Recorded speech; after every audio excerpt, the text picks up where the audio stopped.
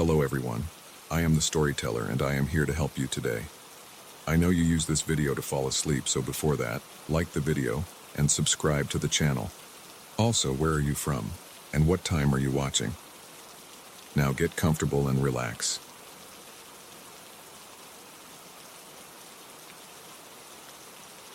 I never thought an old attic could make my heart pound like it did.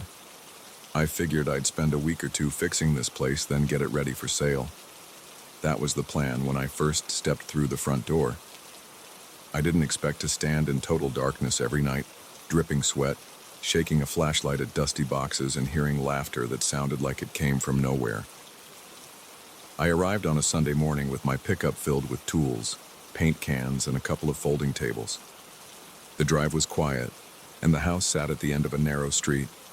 Most of the neighbors were older folks who'd lived there for decades.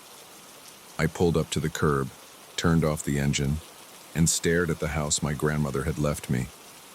She'd owned it for years, renting it out to different people, but now it sat vacant. I needed to fix it up and sell it. Simple enough. The exterior looked worn. The paint was peeling and the windows were caked with dirt. The porch steps groaned under my weight. I walked inside, flicked on the main light switch, and heard a faint buzz. The ceiling light in the living room came on, giving off a weak glow. Dust motes floated in the stale air. The place smelled like old carpet and leftover dampness. I set my keys on the small table in the hallway and immediately noticed the silence. No traffic sounds, no voices, nothing. That kind of quiet felt unnatural to me, but I brushed it off. It was a small neighborhood with older residents. Of course, it would be quiet. I spent the first few hours taking inventory of what needed work. The kitchen countertops were outdated, but sturdy. The plumbing in the main bathroom seemed fine. The living room walls had cracks in the drywall. The bedrooms upstairs had old carpet that I planned to rip out and replace with laminate. Then there was the attic. I knew I had to check the roof beams and insulation, see if there was any sign of leaks or rot. I pushed open the attic hatch, pulled down the folding ladder, and climbed up. It was hot up there. Dusty, too. A single bulb with a pull chain hung from the rafters. I switched it on and saw a cluster of boxes along the far wall. The roof's interior frame looked decent at first glance. There was some discoloration near one corner, but no obvious leaks. I remember the first time I heard that odd laughter. It was a quiet night, maybe around midnight. I was in the living room finishing a sandwich, the only noise coming from the old refrigerator humming in the kitchen. Then I heard this short burst of giggles. It was muffled, like it came from above. I stood still, holding my plate, and listened. It faded in seconds. My first thought was, maybe I just imagined it. I was tired. My mind was on edge from all the cleaning and repairs. I decided to ignore it. The next day, I hauled a bunch of painting supplies to the first bedroom. The walls needed fresh paint, and I wanted to start early. By the afternoon, I was covered in dust and paint splatters. I installed a new ceiling fan in the living room, replaced a few cracked tiles in the bathroom, and generally kept busy. By the time I sat down for dinner, it was nearly 8 p.m. I ate some takeout, scrolled through my phone, and thought about my schedule for the next day. Around 11 p.m., I decided to go up to the attic again and check the beams more carefully. I carried a flashlight and climbed the ladder, careful with each step. It was dark up there, even with the bulb on, because the light was weak and the corners remained in shadow. I started to shine the flashlight along the wooden supports. I tapped them to see if they sounded solid. Everything seemed normal, just dusty and old. Then I heard a soft giggle. It sounded like 2 or 3 distinct voices, but I couldn't see anyone around. My skin prickled. My chest tightened. I spun around with the flashlight, sweeping the beams and the floor. There were only cardboard boxes, some stacked, some tipped over. My mouth went dry. I told myself it might be the wind or some odd echo from outside. But I knew that laughter didn't sound like wind. It sounded like something close, something right there. My heart thumped as I waited. Everything went quiet. I exhaled, shook off the feeling, and climbed down to the hallway. I barely slept that night. I lay on the old mattress in one of the bedrooms, staring at the ceiling, listening for any noise. Every time I started to drift off, I imagined I heard a faint giggle. My body felt tense. My stomach churned. I wasn't exactly scared, but I couldn't relax. I kept telling myself it was just in my head or maybe some strange acoustics in the attic. But I couldn't ignore how real it had sounded. The following day, I tried to forget about it by focusing on more repairs. I tore out the old carpet from the bedrooms, sealed up some cracks in the foundation near the laundry room, and replaced a broken window pane in the garage. By dusk, my arms ached, my back was sore, and my throat was dry from breathing in dust. I drank a bottle of water, stood in the backyard, and looked up at the roof. I considered the possibility of animals living up there, maybe raccoons or something that could make weird noises. But that laughter didn't sound like animals. It sounded human, like a few voices teasing each other with short bursts of giggles. That night, I prepared to go up there again. I told myself I needed to confirm if there was some pest problem.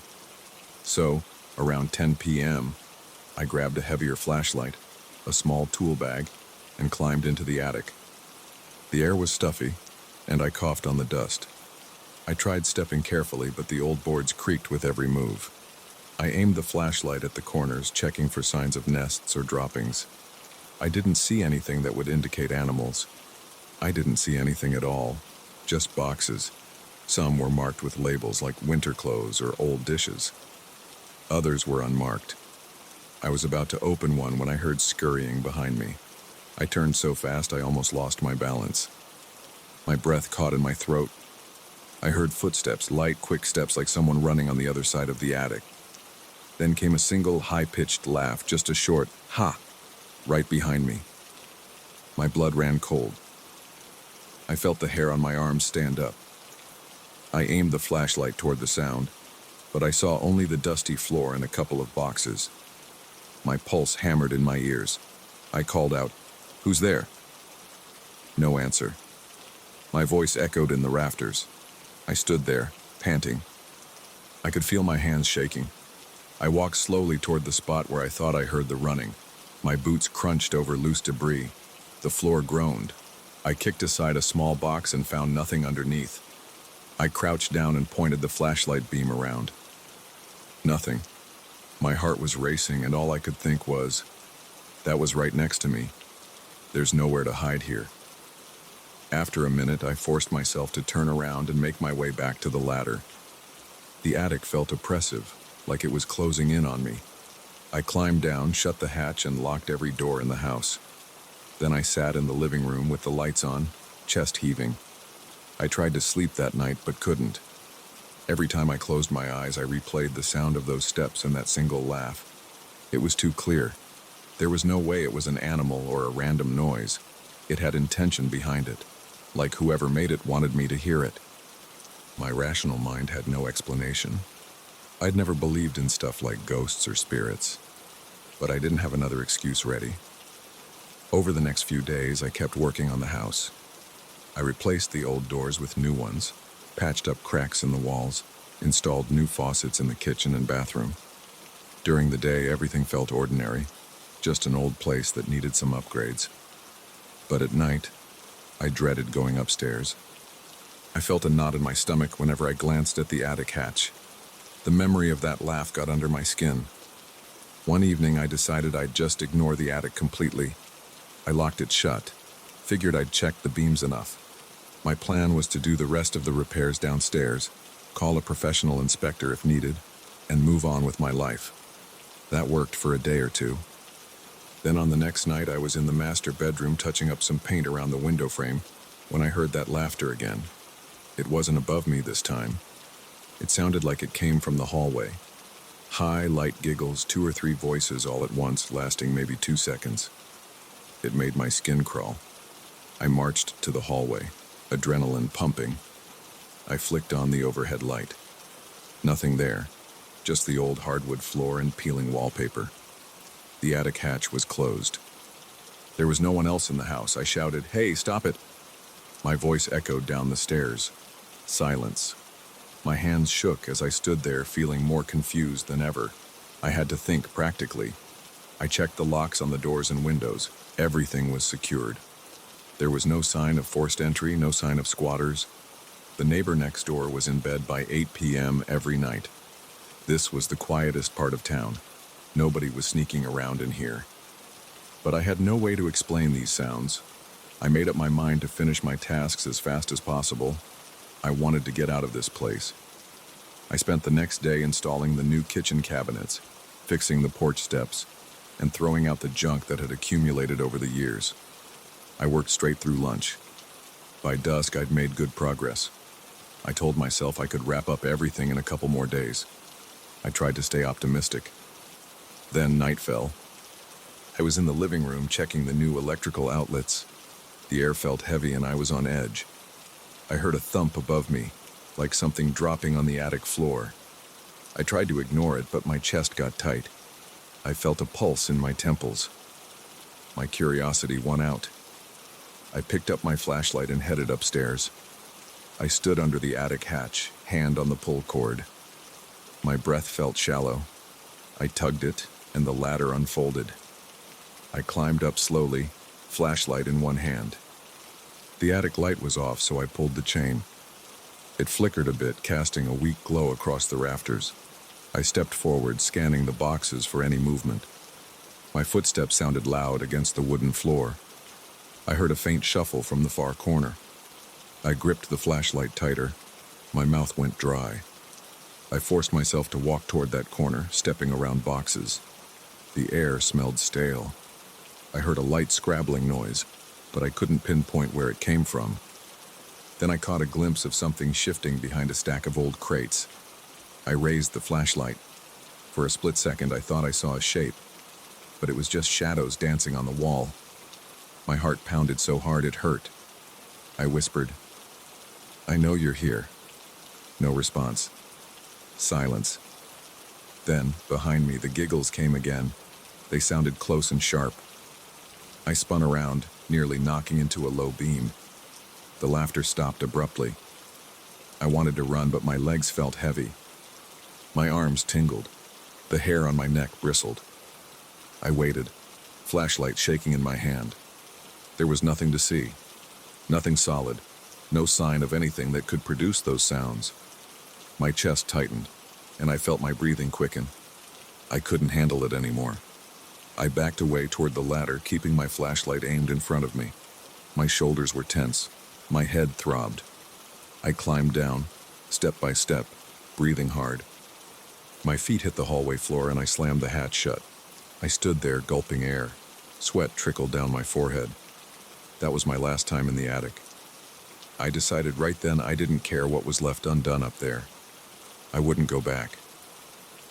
The next morning, I arranged for a local roofer to do an inspection and finalize any repairs. I would pay for the service and not bother with it myself. I spent the rest of that week finishing the downstairs projects. I installed the last bits of trim, painted the living room, and replaced the back door. I didn't hear anything else for the rest of my stay, but I kept every light on until I went to bed each night. I locked the attic hatch and left it that way. When I finally put the house on the market, I felt relief. I drove away without looking back. I don't have a neat explanation for what happened. All I know is that place felt off whenever night fell. Those strange voices, those giggles, like some invisible group was up there playing around. Maybe the next owner will never hear a thing, or maybe they will. I don't plan on finding out. I got the house sold and moved on. But I still can't shake the memory of standing there in that cramped, dusty space, hearing those laughs echo around me. It wasn't the wind. It wasn't my imagination. It was something else. And I hope I never hear that kind of laughter again.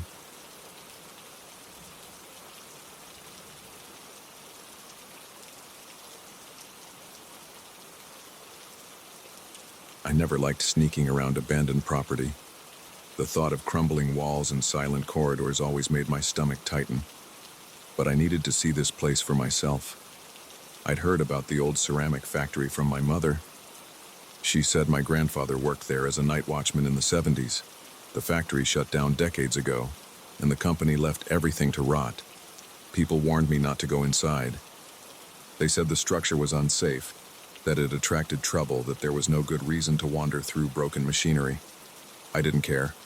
I wanted to find something that belonged to my grandfather. I wanted to see where he spent his nights. So I parked my car across the street, shoved my hands in my jacket pockets, and walked toward the busted gate. The chain-link fence had a few missing sections. Rust covered most of it. I saw weeds sprouting through cracks in the asphalt. Broken pieces of tile and ceramic littered the ground. Some sections of the outer walls had collapsed, leaving piles of rubble around the perimeter. I stepped over the debris carefully. My heart was pounding. My footsteps felt too loud, even though there was no one around. I could taste dust in the back of my throat. The air felt cold, but I also felt sweat on my forehead. I reached the main entrance to the factory yard. The large doors were boarded up, but I'd heard there was an old security shack somewhere in the back. That's where my grandfather worked. My plan was to walk around until I found it. I didn't want to spend too long inside the main building. I'd read stories about these places. People use them for who knows what. I didn't want any unpleasant surprises. I just wanted to see the little wooden cabin where he sat all night, watching over the ceramic plant. I moved slowly along the side of the building. The walls were riddled with graffiti. Some of it was fresh, some of it had faded over the years. A few windows were shattered. I heard the crunch of ceramic shards under my boots. The place smelled like damp concrete and rot. My jacket brushed against the rough edges of the wall, making a scratching noise that made my teeth clench. I kept scanning the area, looking for anything that resembled a small guard hut. After a few minutes, I spotted a structure in the distance near a row of dead trees. It had a slanted roof and looked like it might have been part of a security checkpoint. When I got closer, I realized it was more of a shack than a real building. The paint had peeled off. The windows were mostly gone, leaving empty frames. The door hung crooked on its hinges. I paused before stepping inside. My chest felt tight. This was where my grandfather spent long nights alone. I tried to imagine him sitting at a small desk, writing notes, maybe sipping coffee. I took a deep breath and pushed the door open. The interior was cramped and musty. There was a single chair toppled over in the corner. A small table stood near a window, but it looked like someone had smashed it years ago. Pieces of wood lay scattered on the floor. I saw a few metal hooks on the wall, probably for hanging jackets or helmets. Old newspapers were piled in a corner. I nudged them with my foot and they practically disintegrated into dust. The place didn't look like it had been visited in a long time. I coughed a bit from the stale air. Then I saw something that looked like a small leather notebook poking out from a gap under the collapsed table. I bent down and picked it up. The cover was dirty, and the edges were worn. When I opened it, the first page had my grandfather's name scribbled in pencil. I recognized the signature from old family documents. My heart started beating faster. I swallowed hard and flipped through a few pages. Some entries were short. They mentioned times, like 1:15 a.m., nothing new, or 2 now a.m., walked perimeter. Some entries described typical night watch stuff. Lights off in main hall, locked side gate, heard stray dogs near the fence. But then I found a page that mentioned strange sounds. He wrote about hearing clanking chains echoing from deep inside the factory. He wrote about footsteps near the old caldera, the big kiln area. He was never sure if it was an animal or a person. One entry said, "Heard chain rattling again at 3:20 a.m. Can't see anyone. Feels too loud to be the wind." I felt a chill creep across my neck as I read those lines. I glanced around the shack. The wind outside was blowing softly. I could hear a gentle whistle where the walls had openings. My skin prickled. I suddenly felt like I wasn't alone, but I could see no sign of anyone. I checked the time on my phone. It wasn't late in the day, but the overcast sky made everything feel dim. I wanted to keep reading, so I sat on a wooden crate in the corner. I flipped to the middle of the notebook. There was a longer passage about a figure my grandfather claimed to see. He described it as someone hunched over walking near the big machines. He wrote that it moved slowly, dragging something across the floor. He never got a clear look. He thought maybe it was a vagrant living in the factory. The entries kept referencing that shape, or the figure by the caldera. My chest tightened. I didn't like the idea of some unknown person creeping around this place when my grandfather was here alone. I wondered if it was just his imagination, or if he really saw someone. Suddenly, I heard a noise outside. It sounded like a piece of ceramic being kicked across the ground. The impact was sharp. I stood up fast and banged my knee on the crate. I bit my lip to keep from shouting in pain. I reached the window and peered out. I didn't see anyone. The yard was quiet. My pulse throbbed in my ears. I stayed still for a long moment. Nothing moved. The wind rustled through the dead trees. I looked back at the door. It hung there, swaying slightly.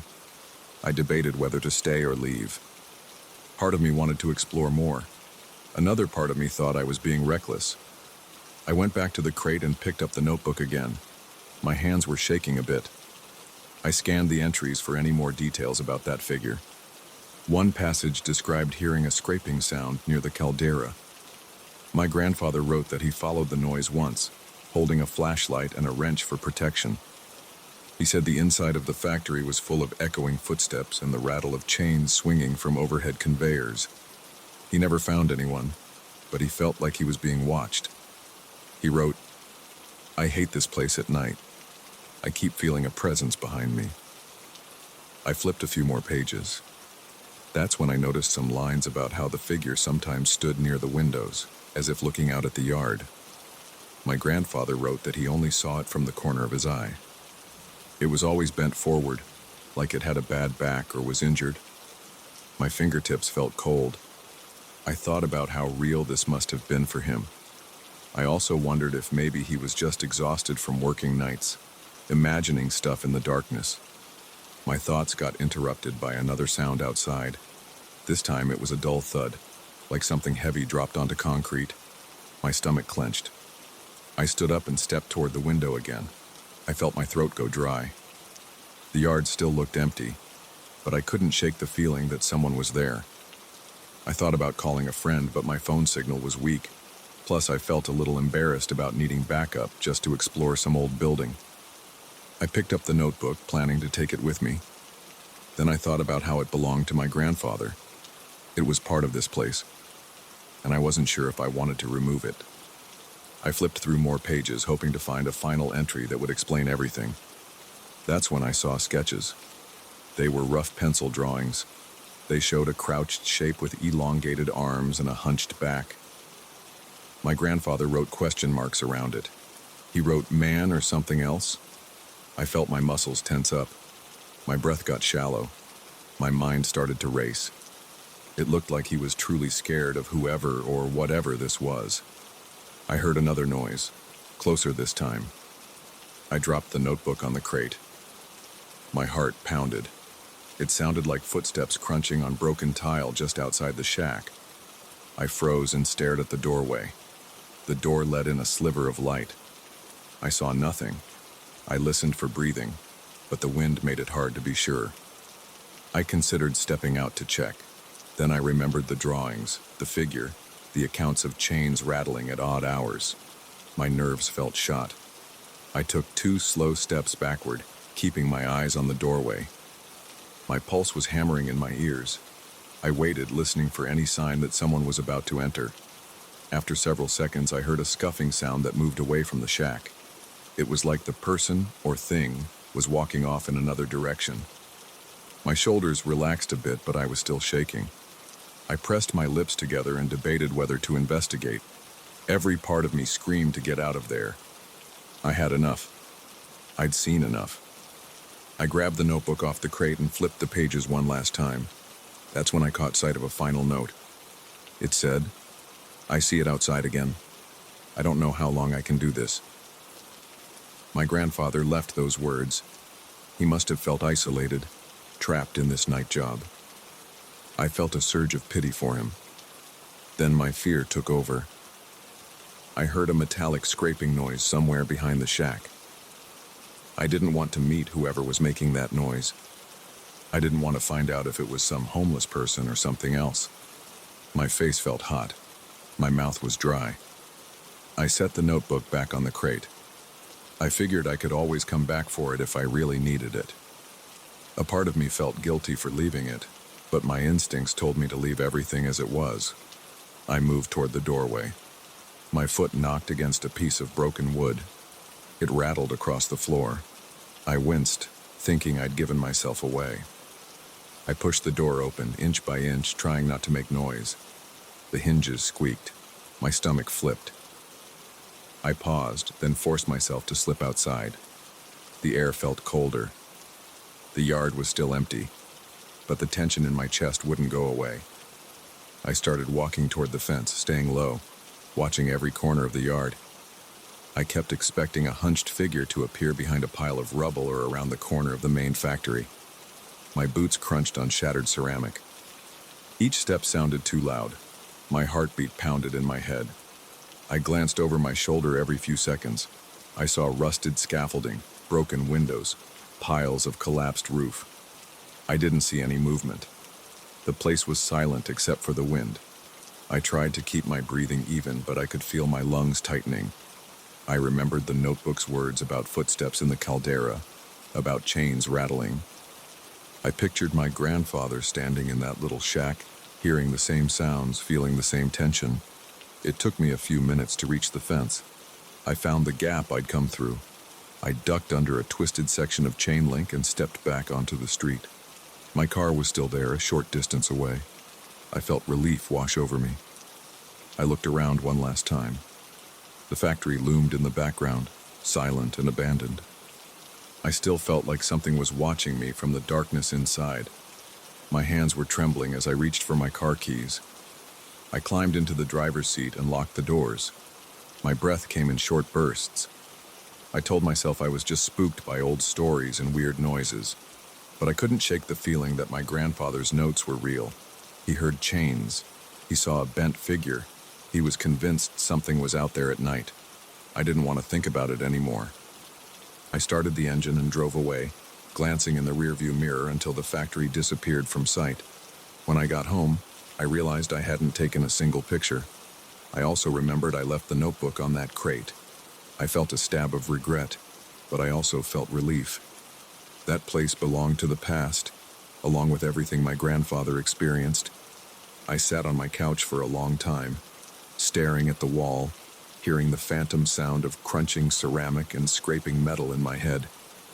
I decided I wasn't going back for the notebook.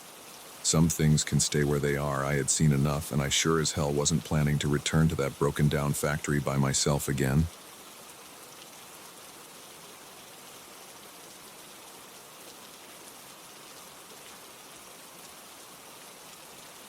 I never thought a phone ring could make my heart pound so hard.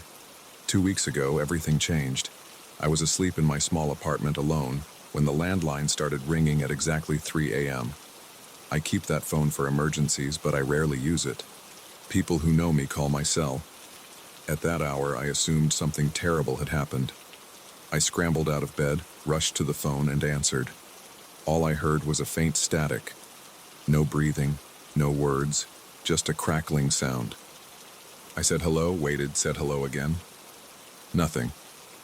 I hung up. It felt strange, but not terrifying. I told myself it was probably a wrong number or a glitch in the line. I went back to bed. The next day was normal. Work was fine. I came home, cooked, watched TV, and slept. Then, at 3 a.m., the phone rang again. This time, I jumped awake the moment the phone started ringing.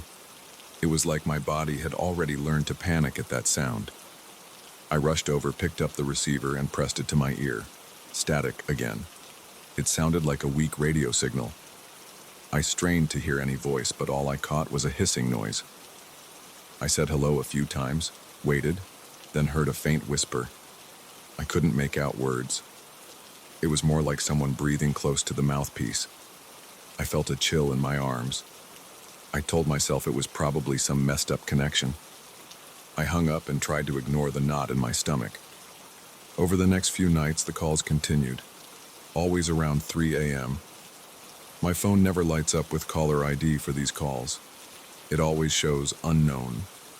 Each time I answered, the noise was there. Static, A low hiss or a faint whisper. I tried speaking up. I tried shouting into the phone. I tapped the receiver. I waited. Eventually, the line would go dead. It left me shaken every time. I started dreading bedtime. I tried calling the number back, but my phone service said it was non-existent. I asked them to check if there was a problem with my line. They said everything looked normal. They didn't see any record of incoming calls at that hour. I felt unease creeping in. I started turning on the living room lamp before I went to bed, just so I wouldn't have to face the dark if the phone rang. I noticed I was sleeping lightly, waking up every hour to check the time. Then came the night I heard my name. I remember sitting in bed, eyes wide open, waiting for the call. At exactly 3 the phone started to ring. It was a harsh sound that cut through the quiet in my apartment. My chest tightened. I walked to the phone, picked it up, and said, "Hello?" The static was there, but I caught a rasping noise behind it. I said, "Who is this?" For a moment, there was nothing. Then I heard it. A voice whispered my name. It stretched out each syllable like it wanted me to know it wasn't an accident. It was deliberate, it was personal. My hands started shaking. My voice came out in a shaky breath. I asked, "What do you want?" But there was no response, just more static. I yelled into the phone, but it didn't change anything. I hung up. My heart was beating so hard I thought I might pass out. I felt sweat running down my neck. I didn't sleep at all that night. I sat on my couch, lights on, phone in front of me, waiting to see if it would ring again. I thought about unplugging the phone, but every time I reached for the cord, something stopped me. It was a pull, like I needed to know what was happening. Maybe I was scared that if I unplugged it, I'd miss an explanation or some clue about who was calling me. Or maybe I was just too frozen to make a clear decision. Instead, I waited for daylight, then went to work. I spent the whole day feeling jumpy and exhausted. I told a friend at work about it. He laughed it off and said it had to be a prank. I thought that might be true, but who would do it every single night at the same time?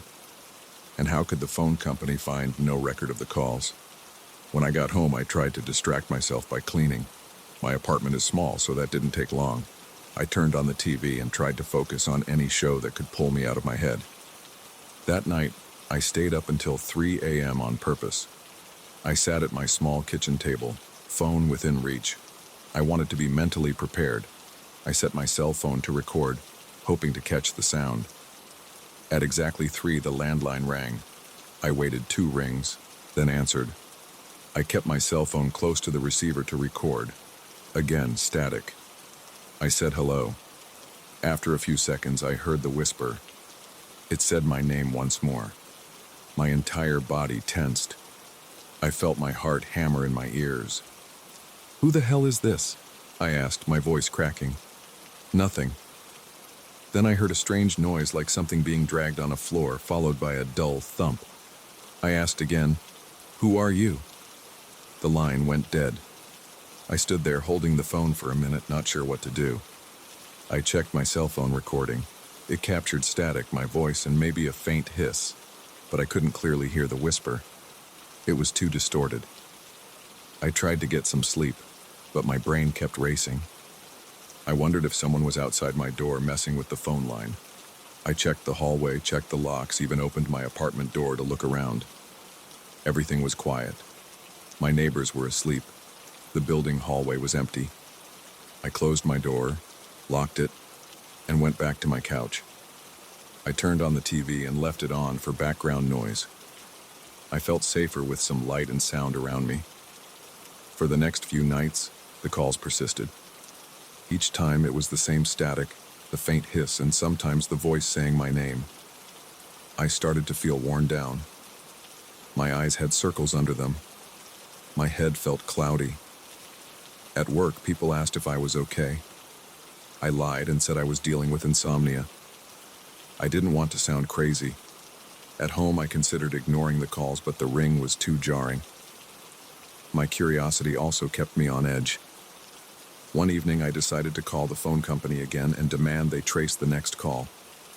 The representative told me they could only do that with a police request. I thought about calling the police, but I felt strange doing that for a series of unknown calls. Nobody was threatening me directly. There were no explicit words besides my name, but it felt like a violation. I felt targeted. I also tried an old trick. I picked up the phone and pressed different keys while the static was there, hoping to disrupt the line or annoy whoever was on the other end. Nothing changed. The whisper, if it was there, stayed calm. Sometimes I could hear a faint tapping noise. Sometimes it was just a hiss. My chest would tighten. My palms would sweat. My stomach would churn. I began to associate the phone's ring with a sense of dread. On the 10th night, I think, I tried to be more aggressive. I waited for the call, and when I heard the static, I said, "I'm not afraid of you. Say something real or stop calling." For a second, it was silent, then the voice whispered, "Listen." I froze. It was the first time I heard a different word. I asked, "Listen to what?" Then there was a metallic scraping sound. It lasted a few seconds and made my ears hurt. I shouted at the phone, but the line clicked off. My head was pounding. I felt my legs shaking. I tried to calm my breathing, but my chest was so tight I had to sit down. I stayed on the floor, heart racing, mind blank. The next day I skipped work. I was too tired and unsettled. I tried to sleep in the morning when the sun was out. My phone stayed silent during the day. That's the pattern. It never rings at any time except 3 a.m. I woke up around noon feeling groggy and tense. I decided to investigate. I went down to the building's front desk and asked if any maintenance had been in the phone room. They said no. I asked if there were any electrical issues. They said everything was fine. I had nowhere else to look. I sat in the lobby for a while just to avoid going back to my apartment. That night the phone rang again at 3. This time I picked up immediately. Static. I tried to stay calm and asked, "What do you want from me?" I waited. The static grew louder, then I heard what sounded like faint breathing. My name came through again, drawn out and slow. I felt my pulse in my neck. My mouth went dry. I asked, "Why are you doing this?" More static, then a soft clicking noise. I waited. A few seconds passed. Nothing else came through, so I hung up. I started to think I might be losing it. I tested my phone with a friend by having him call at various times. The phone worked fine. Caller ID displayed normally for his calls. No problems at all. I even recorded a few regular calls to compare them to the static calls. Everything was normal except for those 3 a.m. calls. I tried reading about paranormal stuff online, but that just made me more anxious. I'm not a believer in ghosts or anything like that, but I ran out of logical explanations. I moved the phone from my living room table to my kitchen counter. I thought maybe a different spot would change something. It didn't. At 3 a.m., the ring sounded from the kitchen, echoing through the apartment. The calls never missed a single night. Sometimes the whispering was softer. Sometimes it was louder. Sometimes it said my name. Sometimes I only caught breathing. I never heard any other words except that one time it said, "Listen." A few days ago, I almost cut the line completely. I stared at the phone jack, hand on the cord, heart racing. But I couldn't do it. Something in me wanted to know who or what was calling. I thought maybe the next call would reveal something. Maybe the whisper would turn into a normal voice. Maybe I could trace it somehow. But I never got more than static and that hiss. Last night I sat in front of the phone before 3 a.m. I had a notepad ready. I planned to write down anything I heard, even the weird noises. Right on schedule, the phone rang. I picked up and held my breath. Static. Then a hiss. I heard the voice whisper my name, then a burst of static. I whispered, "I'm here. I'm listening." There was a slow rasping sound, like someone dragging something across a rough surface. My hand shook and I felt sweat on my forehead. I tried to keep still. I heard the voice again, but it was faint. It could have been saying something, but it was too distorted. I thought I heard it say my name again, but I wasn't sure. Then the line went dead. I hung up and stared at my notes. All I had were random scribbles. My handwriting was shaky and made no sense. I felt a wave of anxiety rolling through my chest. My heart was racing. My eyes felt tired, but my mind was spinning. I realized I'd been clenching my jaw. My teeth hurt. I tried to stand, and my legs felt weak. I drank a glass of water and paced around my apartment. I didn't sleep for the rest of the night. Now I'm sitting here, writing this down. It's late. The phone is on the counter, silent for now, but I know it will ring again at 3. My shoulders are tense. My stomach feels like it's in knots. I have a decision to make. I can cut the line and end these calls, or I can keep answering and hope something changes. So far, I haven't had the courage to pull the plug. Part of me wants to know who's behind this. Part of me is terrified. But every night I pick up the phone anyway. I'm tired and on edge, but I can't stop. It's like I need to hear that static. I need to hear that whisper. I need to see if it finally says something more. I don't know what I'm expecting to happen. Maybe there's no explanation. But I can't ignore it. The phone is right there and the ringing won't stop. I want to pretend everything is normal, but it's not. My apartment feels different now. The space is the same, but the silence isn't peaceful anymore. I keep waiting for that piercing ring, and at 3 a.m. it always comes. I answer because I have to. I answer because some part of me thinks the next call might be the key to understanding why this is happening. Until then, I wait, my heart pounding, eyes on the clock, dreading that moment when the phone starts to ring again.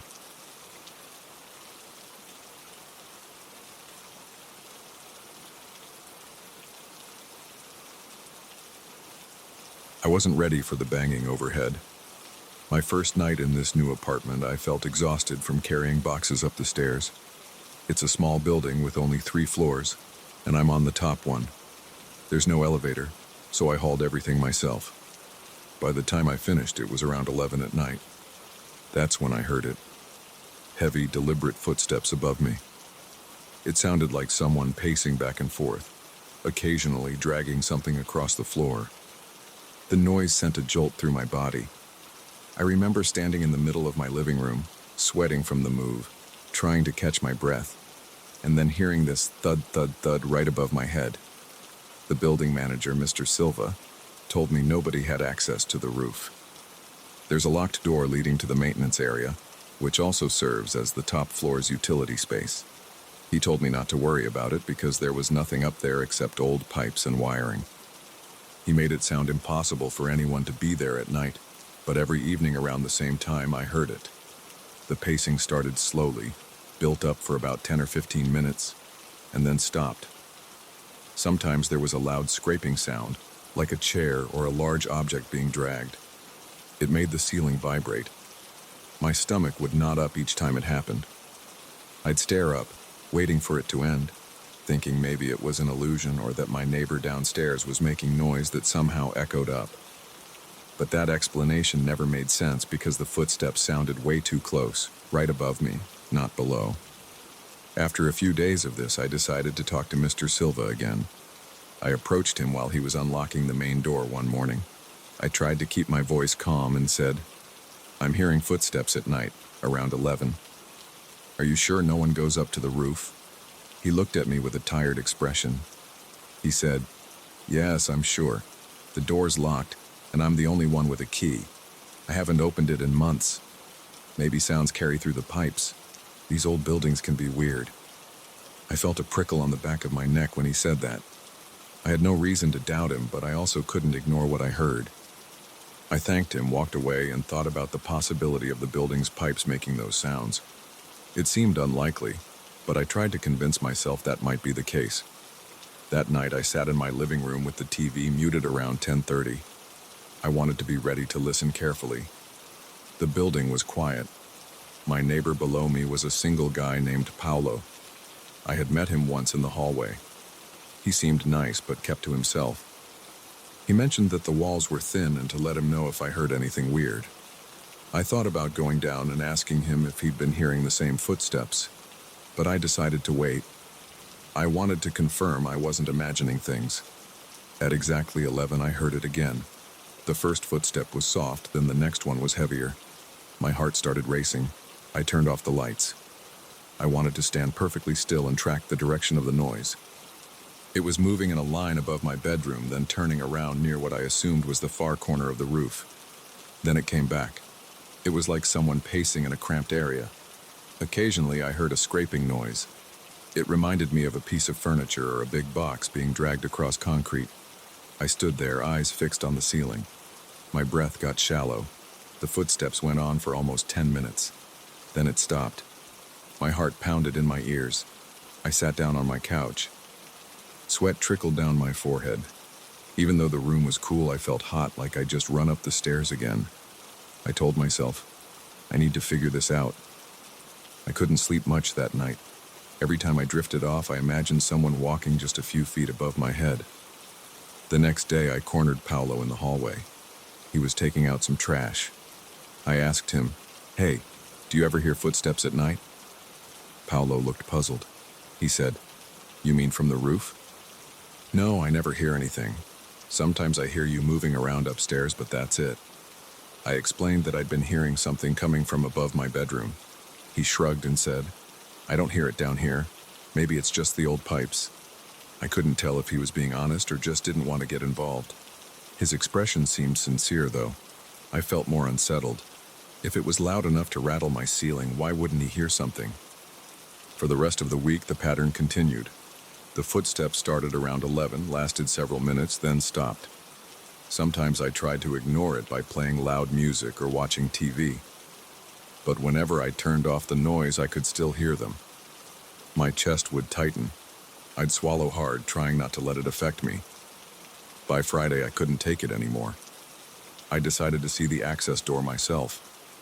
So one night around midnight, I climbed the final set of stairs leading to the locked door. I carried a small flashlight. The air was stale and hot. The corridor smelled like old paint and dust. The door itself looked rusted at the edges. There was a padlock on it. The lock had a thick layer of dust. There were no footprints or handprints on the door. The entire area seemed like nobody had touched it for a long time. Yet the footsteps continued right above me. I pressed my ear to the door. At first I heard nothing. After a minute, there was a single thud. My pulse sped up. I aimed my flashlight around the door frame, checking for gaps. The frame was sealed except for a few tiny cracks. I tried to look through one crack. I couldn't see anything except darkness. Then I heard another footstep. It was heavier. It sounded maybe a few feet away from where I stood, on the other side of the door. I felt a surge of fear in my chest. My hand shook a bit, and the flashlight wobbled against the door. I whispered, "Is someone there?" There was no response. The footsteps continued for a few more seconds. Then they stopped. I backed away, nearly tripping on the top step. I went back to my apartment, heart pounding. I locked my door and double-checked the chain. I tried to calm down. I didn't know what to do next. If Mr. Silva said it's locked and he hasn't been up there, who else has a key? Could someone have a copy? I couldn't imagine why anyone would sneak onto a roof late at night to pace around. It didn't make sense. But the sound was real. My plan for the next day was to confront Mr. Silva again and demand to check the roof with him. I needed to see it in the daytime and confirm there was nothing up there. That next morning, I woke up early and went straight to his door. He answered, looking half asleep. I said, "I'm sorry to bother you, but this is serious. I hear footsteps every single night around 11. Last night I went up to the door and it's locked, but I heard the noises through the door. Please, can we go up together to check?" He blinked a few times and rubbed his eyes. He said, "All right, but let's do it later. I have to run errands now. Meet me at 6 in the evening and we'll go up there." I agreed. I spent the day feeling restless. I couldn't focus on anything. I tried to watch TV, tried to make lunch, but my mind kept drifting. I kept looking at the clock, waiting for 6. When the time finally came, I met Mr. Silva by the stairs. He brought a key ring with several old keys. We climbed up to that final door. The hallway felt muggy. My throat felt dry. He fiddled with the locks, muttering that it had been a while since he opened it. Eventually, he found the right key for the padlock, slid it off, then used another key for the door itself. The metal creaked. Dust and cobwebs fell from the top of the frame. The smell inside was stale. We stepped through into a small utility area. There were old buckets, a few brooms, and some large pipes running along the walls. I scanned every corner. Everything was covered in dust. We found another door that led to the open roof. It was also locked. Mr. Silva opened it with some effort. Outside, there was the exposed roof. It was flat, with a few vents and a small water tank in one corner. The sun was still up, lighting the entire surface. I saw footprints in the dust, but they looked old and scattered. Some might have been from construction workers from months or years ago. There was no sign of recent activity. No fresh footprints, no chairs, no tables. Mr. Silva and I walked the entire perimeter of the roof. He even opened the door to the water tank area, and we found nothing but some rusted tools inside. It all looked abandoned. We returned to the corridor. I inspected the floor there, looking for footprints or signs that someone had moved around recently, but the dust was undisturbed. I felt a swirl of relief and frustration. If it was so clear that nobody had been up here, why did I keep hearing those footsteps every night? Mr. Silva closed and locked everything again. He looked at me and said, "I'm telling you, it's probably the building's pipes. I don't know what else to say." He handed me his business card and said if it happened again, I should record it on my phone. Then he walked back downstairs, leaving me alone in the dimly lit hallway. My hands were trembling a bit from a mix of adrenaline and confusion. I forced myself to go back to my apartment. That night, I waited again. At 11, I heard the footsteps. They were just as loud as before. Thump, thump, thump. My mind started racing. I grabbed my phone and hit record, pointing the microphone toward the ceiling. After a few minutes, the steps stopped. I played back the recording and heard faint thuds. It was too soft to prove anything. It didn't capture how loud it felt in person. After the 5th or 6th time that I heard those footsteps, I stopped going to bed early. I stayed up past midnight, hoping to gather the courage to investigate further. One night I decided to stand on a chair in my bedroom to press my ear against the ceiling. I actually placed my palm on the ceiling to feel the vibration. At exactly 11, it started. Each step sent a small vibration through the concrete. I felt it under my hand. My pulse quickened. I could feel my stomach tighten. My breathing got rapid, and I started to sweat. There was no doubt in my mind that a person, or something with weight, was walking overhead. After about 7 or 8 steps, it paused. Then the scraping noise started. It felt like it was right above me, maybe a couple of feet to the right. I jumped down from the chair, grabbed my keys, and ran out the door. I wanted to catch whoever was up there in the act. I sprinted up the final flight of stairs. I arrived at the locked door, nearly slipping on the last step. I yanked on the handle. It didn't budge.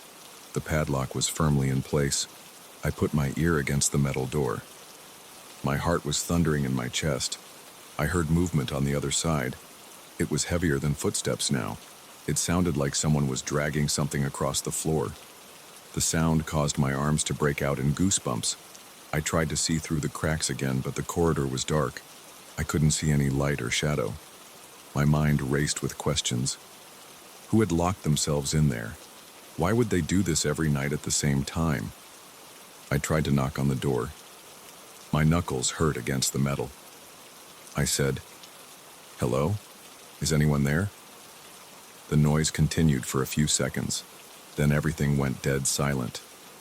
I stood there for what felt like a long time, waiting to see if it would start again. It didn't. I walked back to my apartment feeling a mix of anger and fear. I locked my door and leaned against it, trying to process what just happened. My heart was still pounding. My muscles felt tense, like I was ready to either fight or run away. I wanted to call the police, but what would I say? I'm hearing footsteps on a locked roof. They'd probably laugh at me. Also, I had no sign of a crime. There was just noise. I paced around my living room, checking the ceiling, half expecting it to collapse. Around midnight, I tried to sleep, but I kept hearing the echo of those footsteps in my head. The next morning, I told Mr. Silva about the new recording attempt and the fresh incident.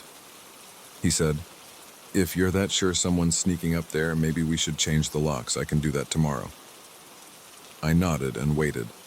The next day, he swapped out the padlock with a brand new one.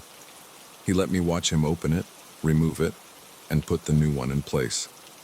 The old corridor door lock stayed the same, but the padlock was fresh. That night, at 11, I braced myself. The footsteps returned, just as loud, same pattern, same scraping. I stayed in bed this time, paralyzed by confusion and frustration. There was a new lock, it made no difference.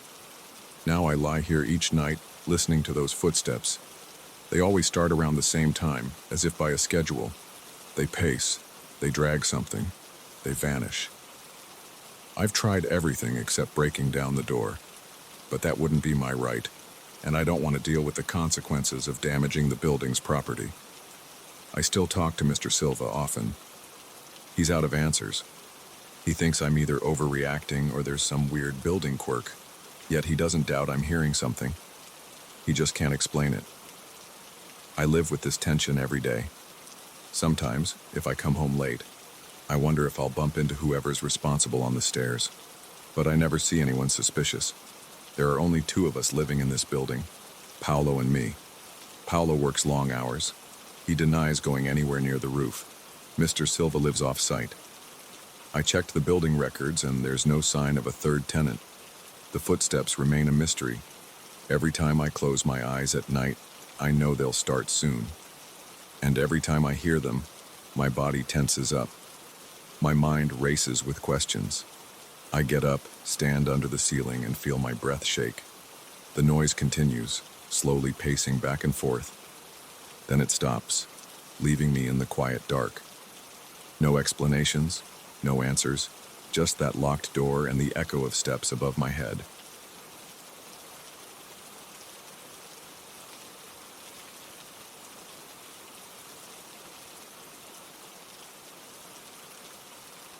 I've never felt comfortable in complete darkness, and the basement of our neighborhood library is the closest I've come to absolute blackness. Everything about that place makes me uneasy. The floor is rough and cold, the walls are thick, and most of the lights are old and weak. It doesn't help that the building itself has been around for more than 80 years. The first time I went down there, I told myself it was just a storage area for books and boxes. Now I'm not so sure. I'm a volunteer at this small library on the edge of our neighborhood. It's a modest 2-story building with a basement that stretches underneath. The walls upstairs are covered with old, peeling paint. There's a smell of ink and paper near the circulation desk.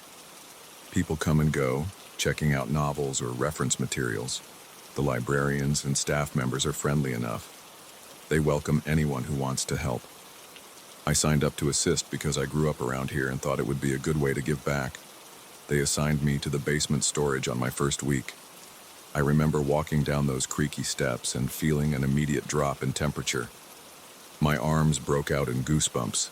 A single fluorescent bulb flickered overhead, casting long, shaky shadows on the cement floor. The shelves down there are tall and made of metal, lined with dusty books, old magazines, and random boxes filled with who knows what. Some corners are so dim that I can barely see a few feet ahead. I spent my first day sorting through stacks of hardcover volumes that no one had touched in years. My only company was the hum of the aging light fixture and the occasional drip of water somewhere in the distance. The smell of mildew was heavy. When I took a break and went back upstairs, the brightness in the lobby almost blinded me. My eyes took a moment to adjust. Everything seemed normal up there. People chatting quietly, someone laughing at a joke, the hiss of the coffee maker in the break area. It felt comforting to be around light and sound again. The next day, I returned to the basement. My supervisor wanted me to catalog older books that weren't listed in our current database. I used a small laptop perched on a folding table near the stairs.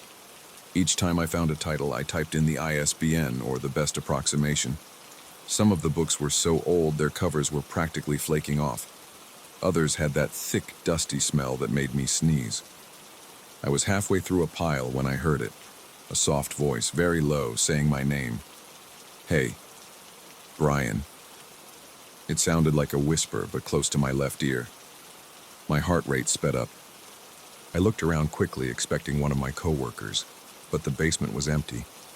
The shelves were still, except for a slight shiver that went through them whenever someone walked around upstairs. I listened for footsteps or the sound of someone moving boxes. Nothing. Silence. I told myself I was imagining things. Maybe I was tired, or maybe there was a weird echo from upstairs. I tried to shrug it off and went back to typing. About 5 minutes later, I felt a chill on the back of my neck. It wasn't a draft because I wasn't near any vents or windows. It felt like a sudden wave of cold that settled on my shoulders. Then I heard it again. Brian. The voice was breathy, like someone trying to speak without enough air in their lungs. I snapped my head around. I muttered, "Who's there?" My voice was shaking. No answer. I stood up and checked the narrow aisles between the shelves. The overhead light flickered once, but I didn't see anyone. My chest felt tight, and I realized I was breathing in short bursts. I took a moment to calm down and decided to go upstairs. Maybe someone had called me from the top of the stairs and the sound just carried oddly. When I got to the lobby, I saw 2 co-workers leaning on the front desk. I asked if either had come down to the basement to look for me.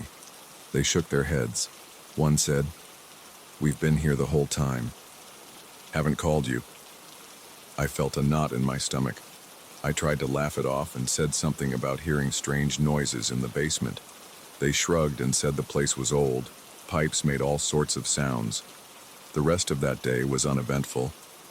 I forced myself not to think about the voice. I stayed close to the staircase, half expecting to hear it again. When my shift ended, I left in a hurry and went home. I had trouble sleeping that night. I kept replaying that whisper in my head. It sounded so close, like someone standing right beside me. The next morning, I volunteered again, and of course they wanted me in the basement. I put on a brave face and tried to focus on the work. The basement door creaked when I opened it, and the musty smell hit me right away. I flipped the light switch, hoping the fluorescent would stay on without flickering. It lit up, dull and pale, but at least it didn't blink. I made my way down, coffee in one hand, a new box of labels in the other. For the first hour, nothing happened. I moved around old boxes, checked off book titles, wiped dust off covers, and kept an eye on the overhead light. The tension in my shoulders started to ease. I was thinking maybe the voice was just a one-time fluke. But then I heard metal creaking. The shelves sometimes shift when someone walks on the floor above, but I didn't see or hear anyone upstairs. I paused and listened. The basement was quiet except for that slight groan of metal. I could hear my own heartbeat. I clenched my jaw. The hair on my arms rose.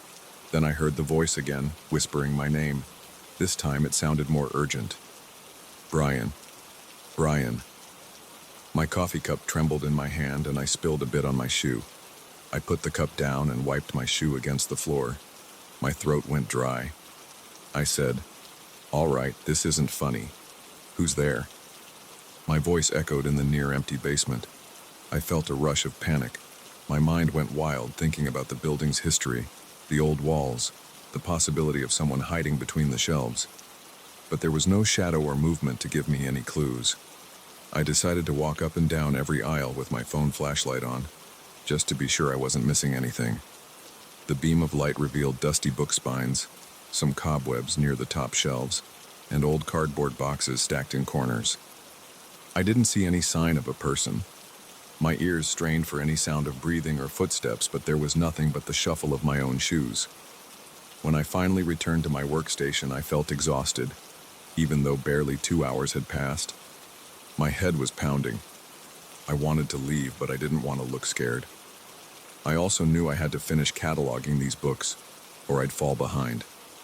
That pressure kept me going. I sat back down and tried to refocus. A few minutes later, I heard the shelves creak again. I tensed up, waiting for the voice. This time it sounded weaker. "Brian, come. Here." My chest tightened. I tried to stand, but my knees felt shaky.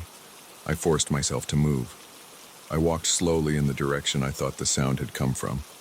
It seemed to come from the far corner of the basement, near the older periodicals. That corner has a single overhead light that buzzes loudly. It creates a faint circle of brightness on the floor, but most of the surrounding area is dim. I stepped into that corner. The smell of moldy paper was stronger there. My eyes watered. I looked around at the metal racks, the dusty shelves, some old filing cabinets, and a few broken chairs stacked against the wall. The voice didn't speak again. I waited, feeling my heart pound. My palms were sweaty. I finally let out a breath I'd been holding and headed back to my table.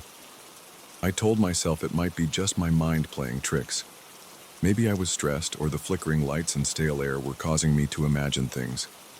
I reminded myself that I hadn't seen anything real, just heard that whisper. But it felt so specific, so personal. Whoever or whatever was calling my name seemed to know exactly where I was and how to unsettle me. I kept hearing soft noises throughout the rest of the afternoon. Sometimes it sounded like a distant whisper I couldn't make out.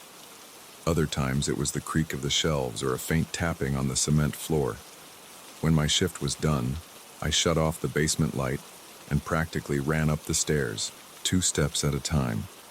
In the lobby, I saw the librarian, Deborah, and another volunteer leaning on the desk. They asked if I was okay. I must have looked pale. I told them I was fine, just a little claustrophobic down there. I tried to shake it off and headed out. My heart was still racing when I got home. Over the next few weeks, I tried different things to feel safer. I brought a small flashlight with extra batteries. I wore earphones sometimes, listening to music or podcasts, hoping to drown out any strange sounds. I also tried to leave the basement door open for more light, but that just brought echoes from upstairs that confused me. Every once in a while, I would hear the voice again. It was always the same breathy tone, calling my name or mumbling something I couldn't understand.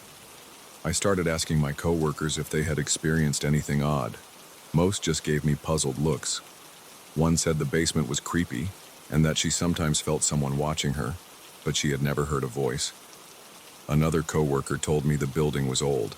The pipes and metal racks made random noises, and that if I stayed in the basement too long, my imagination would go wild.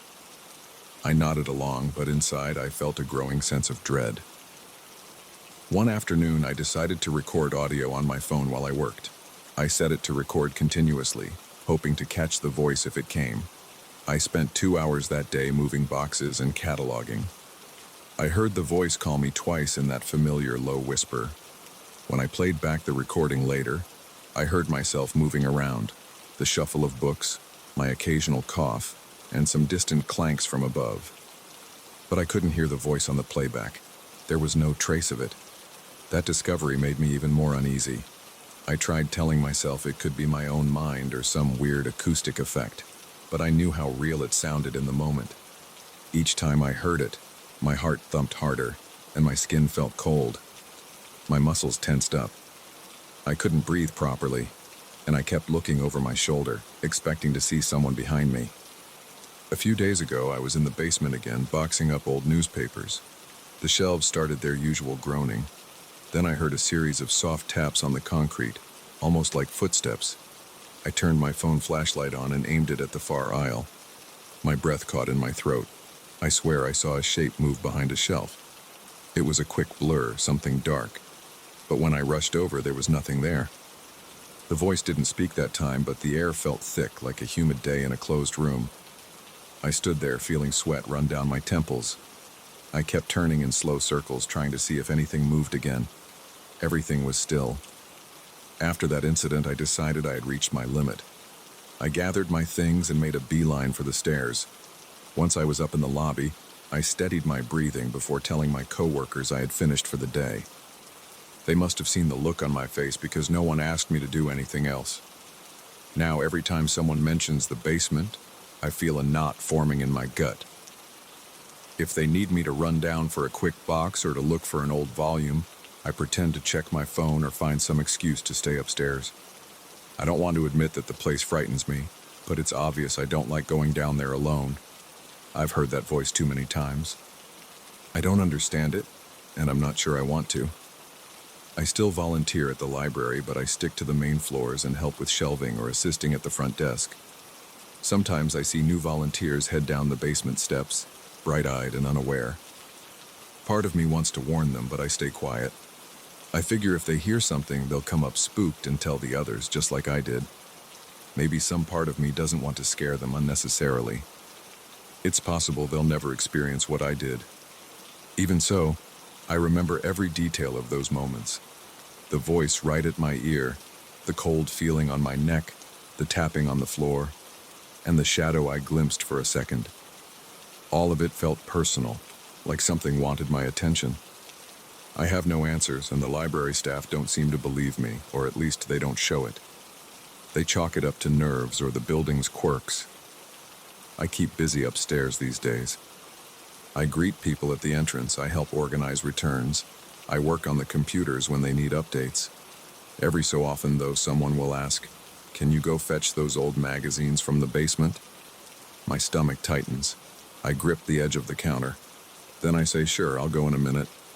But I always stall. If I can talk a coworker into going with me, I do. Usually nobody wants to go, so they tell me it can wait until tomorrow. I take a deep breath of relief, but I never let it show on my face. I remember how confident I felt when I first started volunteering. I had a little pride in helping my old neighborhood library. Now I feel a different sense of responsibility. Keep my distance from that basement unless absolutely necessary. The building may be old, but something in that basement feels older than the bricks and pipes. I can't prove it. I have no recorded evidence, no eyewitness accounts besides my own. But I trust my gut, and my gut says something is off down there. Most days I manage to avoid it. But there are times, late in the afternoon, when we're short-handed, and I have no choice. I grip the railing, descend the steps, keep my eyes forward, and try not to think about the corners and shadows. I do whatever task needs doing, and then I hurry back up. So far, I've heard nothing else. But I can't forget that voice. It's always in the back of my mind, like a memory that won't fade. I can't explain any of it. I can only say what I saw, heard, and felt. And I can say this for sure: I think twice before going down to that basement alone, every single time.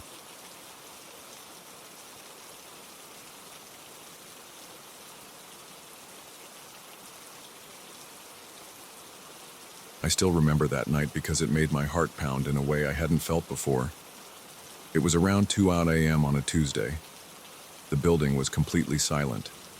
The overhead lights in the lobby were dimmed, and the only other source of light was the small lamp at my desk. I was tired and a little bored because the night shifts can feel endless sometimes. I was hoping for an uneventful few hours until sunrise. I work as a security guard for a commercial building downtown. The building has 8 floors. There's a large lobby with a marble floor, and there's a set of elevators in the center. During the day, people fill the place: office workers, delivery people, and sometimes cleaning staff. By midnight, almost everyone is gone. Sometimes the cleaning crew stays until 1 a.m., but that evening they had already finished. I remember the faint smell of cleaning chemicals in the hallway, and the polished tiles that looked shiny under the overhead lamps.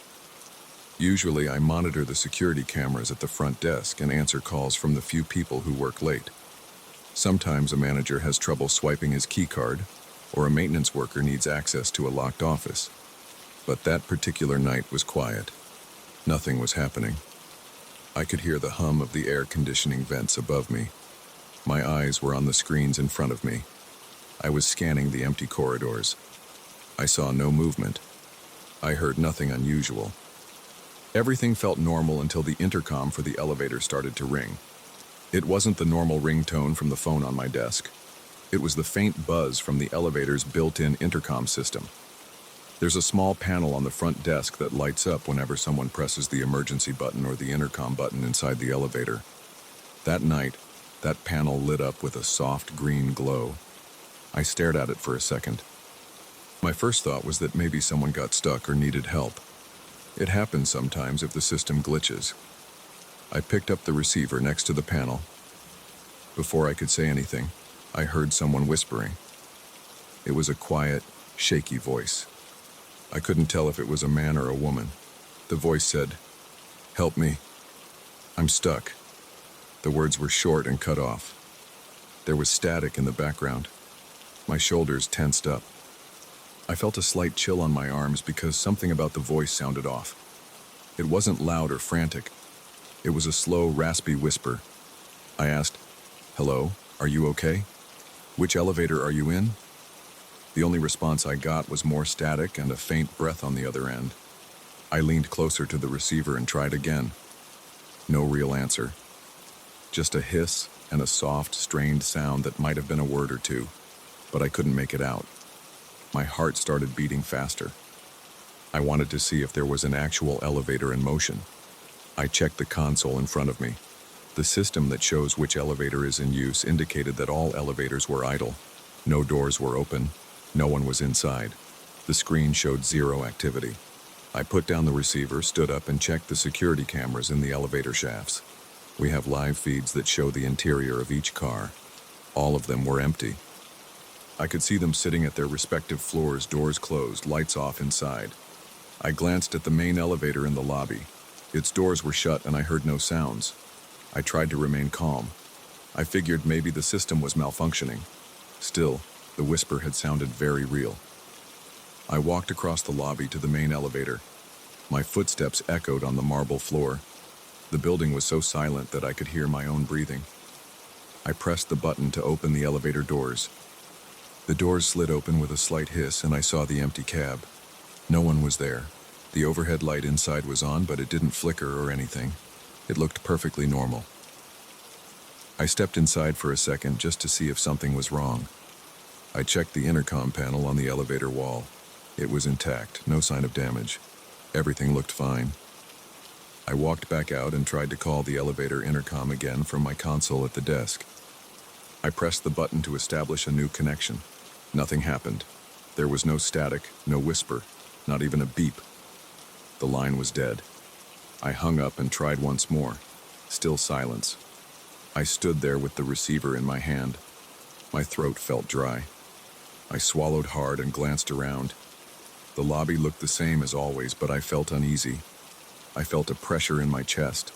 My instincts told me something was off. I tried to push it aside. I thought maybe my mind was playing tricks on me because of how tired I was. I went back to my seat and tried to focus on the camera feeds again. I looked at all the corridors. They were empty. I looked at the building's side entrance. Locked and still. I looked at the back hallway. Quiet. I looked at the parking garage camera. No movement. Everything seemed normal except for the buzzing feeling in my head that told me the elevator whisper was real. I tried to calm down by getting a drink of water from the small cooler near the desk. The water tasted lukewarm. I leaned against the desk and tried to steady my breathing. I told myself there must have been some glitch or cross-connection from another building or another line. But deep down, I didn't believe it was just a glitch. After a few minutes, I heard the buzz from the elevator panel again. This time it was softer. The green light blinked on the console. It felt like a slow pulse. I picked up the receiver, but I didn't say anything right away. I just listened. The whisper came through again. It said something like, "I can't get out." It sounded like the same voice, but a bit clearer. The static was there, but not as strong as before. I tried to speak, but my words came out shaky. "Hello? Where are you?" I asked. I heard only a faint exhale, like someone breathing out in frustration or fear. I took a deep breath and said, "I'm trying to help. Tell me which floor you're between." More static. Then the connection dropped. I leaned forward, pressing my forehead against my hand. I couldn't ignore it anymore. I checked the elevator statuses again. All were stationary. None registered any weight inside. I knew what that meant. According to the control system, no one was in any of the elevators. I decided to do a physical check of each elevator. I grabbed my flashlight and headed to the first floor elevator bank. The overhead lights in that corridor were dimmer at night. The hallway felt cold. I pushed the button for the second elevator. Its doors opened slowly.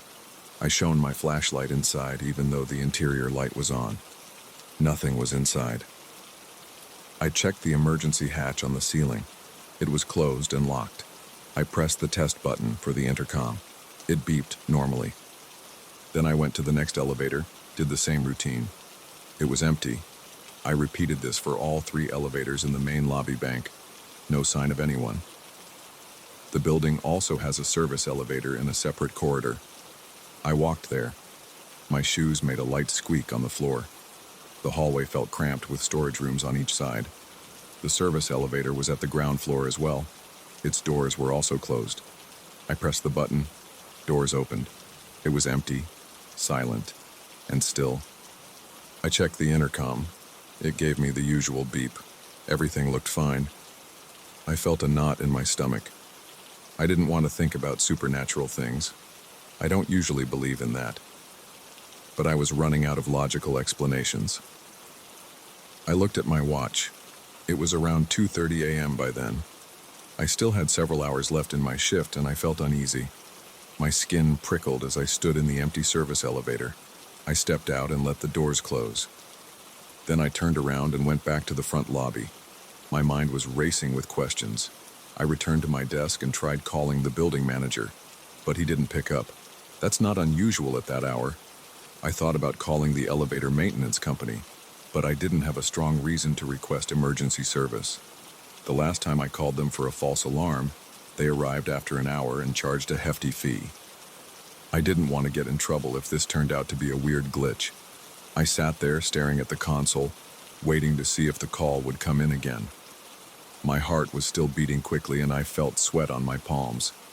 I tried to distract myself by checking the cameras one more time. Everything was still the same. Hallways empty, offices locked, lights off. No movement. Around 2:45 a.m., I heard a faint clunk from somewhere behind me. I turned around fast. The sound came from the direction of the elevator bank. It wasn't loud, but it stood out in the silence. I stood up, grabbed my flashlight again, and walked slowly toward the sound. My steps sounded heavy. My chest felt tight. I reached the elevator area and waited. I didn't hear anything else at first. Then the overhead lights flickered. That made me flinch. They went right back to normal, but my heart skipped a beat. I approached the main elevator and pressed the button to open the doors again. Nothing happened. I pressed it again and waited. After a few seconds, the door slid open. It was empty, same as before. The floor was spotless, no footprints or anything. I stepped in and looked at the control panel. All floors were lit in the standard way. I tapped the intercom button inside the cab, thinking maybe I could recreate the connection. I heard a faint crackle, but no whisper. After a moment, it went dead again. I stepped back out and let the doors close. My skin felt cold. The hair on my arms was standing up. I kept looking around the lobby to see if maybe someone was messing with me. But I saw no one. The cameras would have shown if someone snuck in. There was nobody there. I decided to walk the floors. Sometimes I do a patrol to make sure everything is fine. I took the stairs to the second floor. Each floor has lights set to motion sensors, so they turn on when I walk by. The second floor corridor lit up as I opened the stairwell door. It felt empty. I looked into each office window, all dark, nothing out of place. My flashlight beam shook a little because my hands were trembling. I told myself I needed to calm down. I moved on to the third floor, did the same check. No sign of anyone. Fourth floor, same thing. I kept going up. By the time I reached the fifth floor, I was sweating a bit. I wiped my forehead with my shirt sleeve. Everything was normal. I felt silly wandering around an empty building, but I wanted to make sure no one was really stuck. The voice had been clear enough that I couldn't ignore it. When I got to the sixth floor, I thought I heard a faint scraping sound from around the corner. I stopped moving for a moment and just listened. My breathing sounded loud in my ears. I held my flashlight against my side. I waited, but I heard nothing else. I walked over to the elevator doors on the sixth floor and pressed my ear against them. I didn't hear any mechanical whirring or voices, just silence. The metal felt cold. I felt a slight tremor in my stomach, like I was about to be sick. I took a step back, looked around the corridor, and saw nothing unusual. I finished checking the 7th and 8th floors. Still nothing. I took the elevator back down to the lobby just to see if that might trigger anything. The ride felt ordinary, but I couldn't relax. I kept glancing at the intercom button. It stayed dark. When I reached the lobby, the doors opened with the usual ding. I stepped out and felt that cold draft again. Back at the front desk, everything looked the same. The clock on my monitor read 3:15 a.m. I sat down trying to collect my thoughts. I stared at the panel for the elevator intercom. It was dark. No calls. No blinking light. I felt an ache in my shoulders from the tension. My pulse was still racing. I told myself to focus on the rest of the shift and ignore the weird feeling in my chest. Time passed slowly. Every little noise in the building made me jump. The air conditioner kicked on a few times, and each time the vents rattled, I felt a jolt of adrenaline. I tried reading a few pages of a manual on my desk, but I couldn't concentrate. My eyes kept shifting to the elevator panel. I kept expecting it to light up again. Around 4 a.m., I almost dozed off. My eyes were heavy. I must have blinked longer than usual because I jerked awake at the sound of faint static. I grabbed the receiver immediately, but it was dead. The light on the panel wasn't on, so I figured I imagined it. I rubbed my face, feeling the stubble on my chin. My head hurt and my throat was dry again. I got up and did another quick walk around the lobby. Everything looked normal. The front glass doors were locked. I could see the streetlights outside through the glass. No cars were passing by. It was too late for that. I stood there for a minute, gazing at the empty street. Then I turned around and looked at the dark corners of the lobby. Nothing moved. By 5 a.m., I was worn out. My shift would end in an hour. I didn't receive any other calls on the intercom. I sat there trying to process what happened. I kept replaying the whisper in my head. Help me. I'm stuck. I couldn't shake the idea that someone or something had called me for help. I knew the building was empty, but I couldn't deny what I heard. My body still felt tense. My stomach felt twisted and my hands were clammy.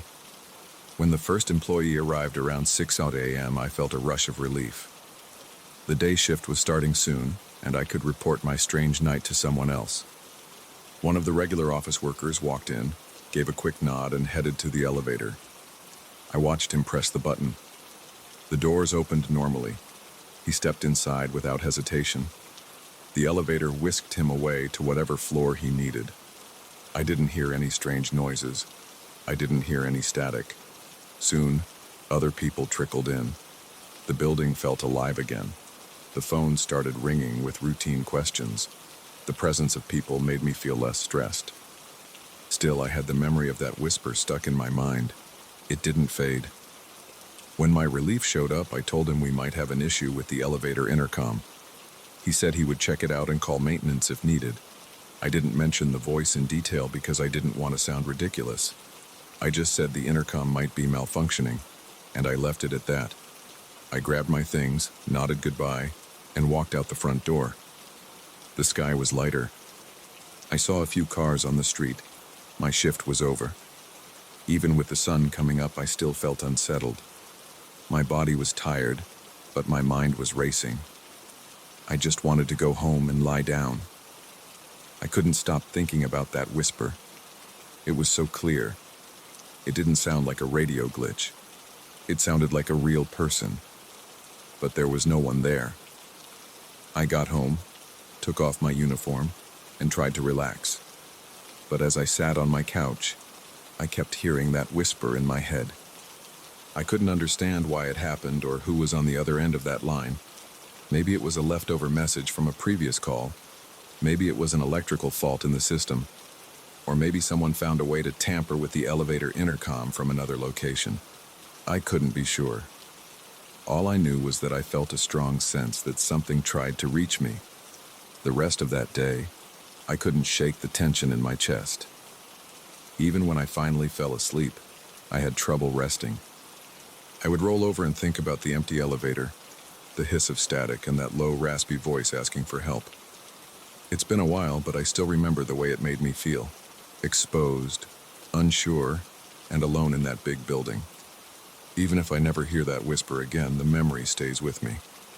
And every time I take the elevator on a late shift, I check the intercom, half expecting to hear that voice again, asking for help from somewhere that I can't see.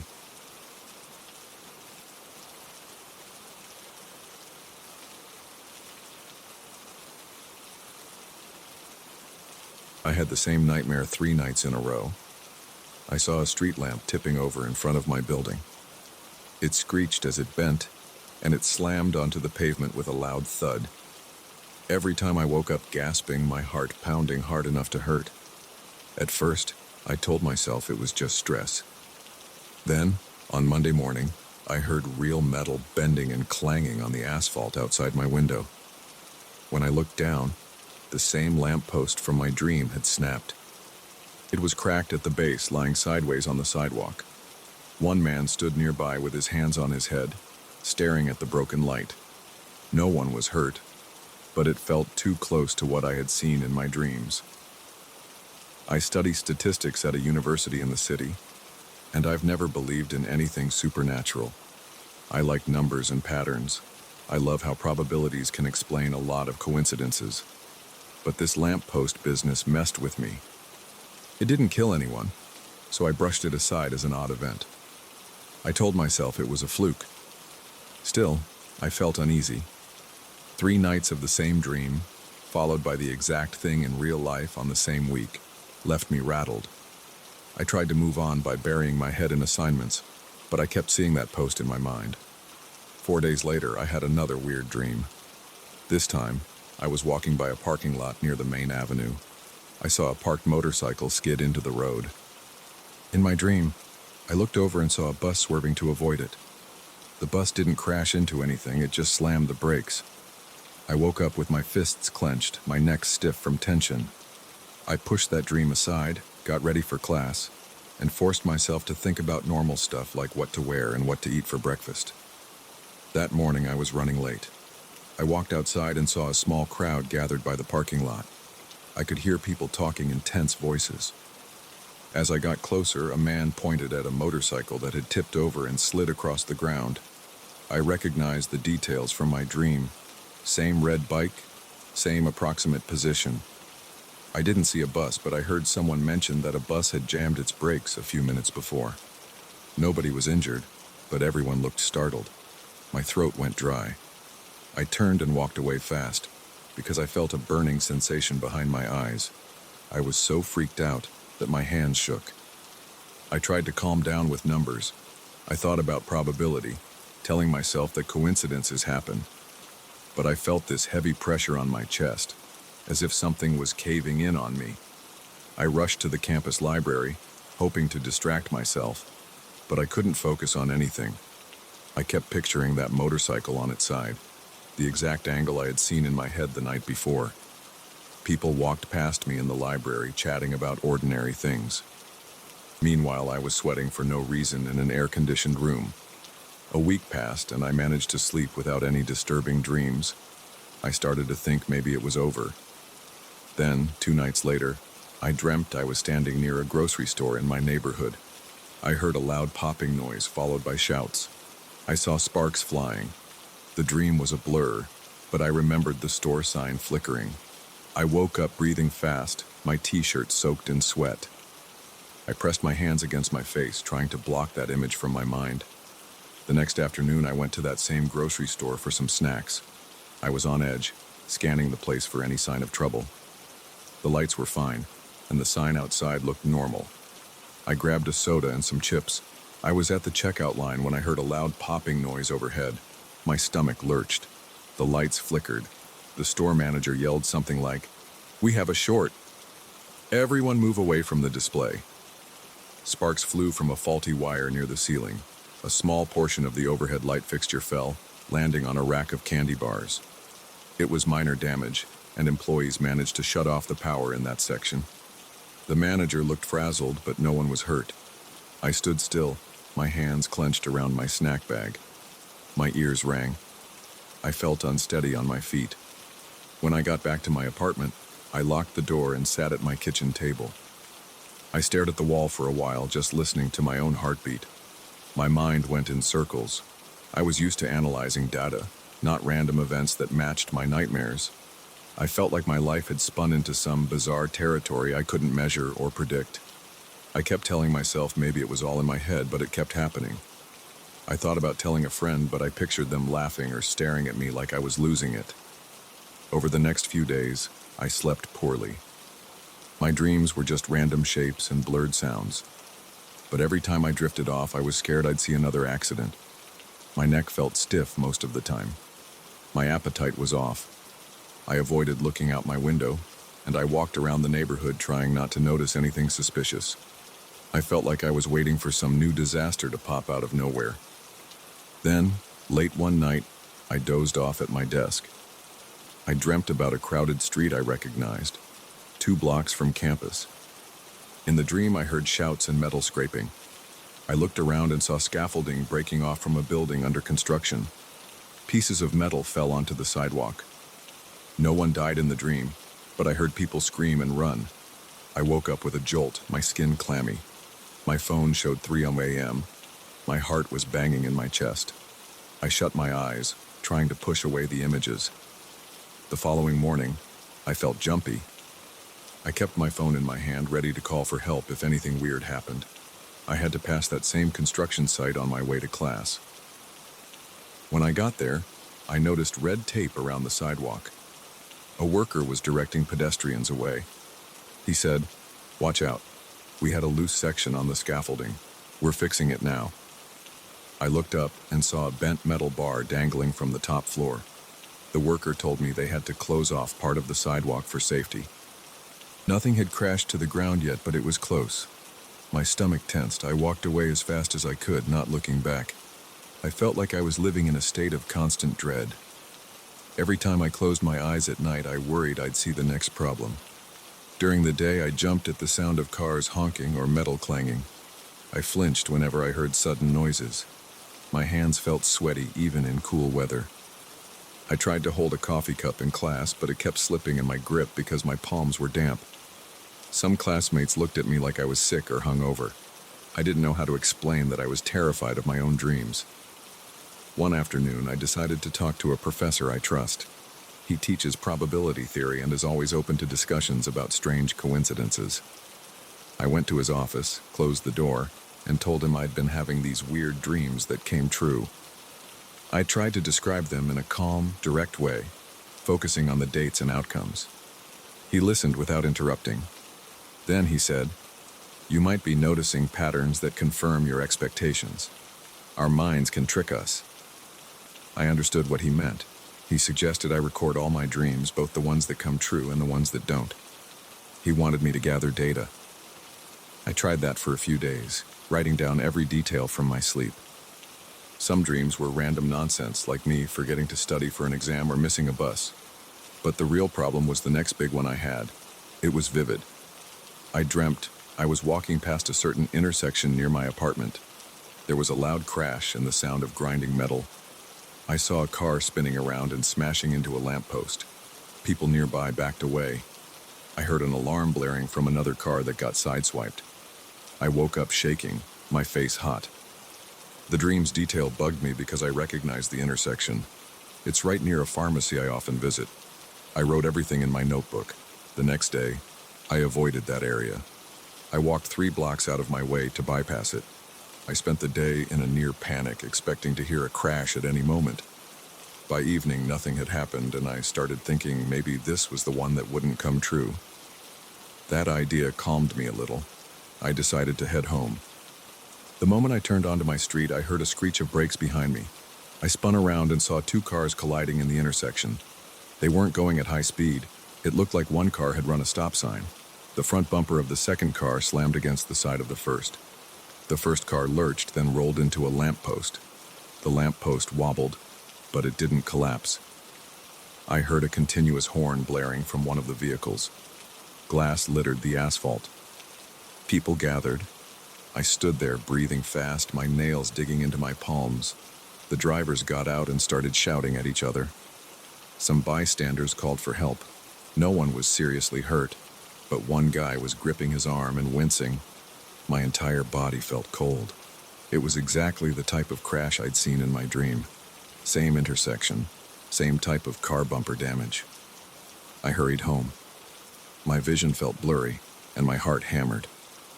I tossed my bag on the floor and just stood there in my living room. I couldn't stay still, my legs were restless. I paced around, checking my phone, flipping through TV channels, opening and closing the fridge. I kept replaying the crash in my head. I felt like I was in a loop of anxiety. I took a cold shower, hoping that would shock me out of my panic. The water made me shiver, but it didn't clear my head. Now, each time I go to bed, I dread the next dream. I stay awake until my eyes burn. I sit at my desk, flipping through stats textbooks, trying to bury my mind in formulas. But I can't ignore the possibility that I might see another accident or another disaster. My body reacts to every small noise outside. I hear a muffled bang from the street or a car door slamming and I freeze. I keep expecting another dream to become reality. I'm still trying to gather data like my professor advised, but it's hard to stay objective when my hands shake while I write in my notebook. I can't help noticing that each event lines up with dates from my dreams. Even if it's off by a day or two, it's close enough to make my skin crawl. I'm scared to tell anyone else because I don't want to sound unstable. I manage to function, go to class, buy groceries, and pay bills. But inside, I'm on high alert. I haven't found a pattern or formula to stop these predictions. I just live with this sense that I might see something else tonight, and that it might happen the next day. I don't know if there's a way out of this cycle. I keep hoping that if I ignore it, maybe the nightmares will stop and life will settle back to normal. But every night I fight sleep.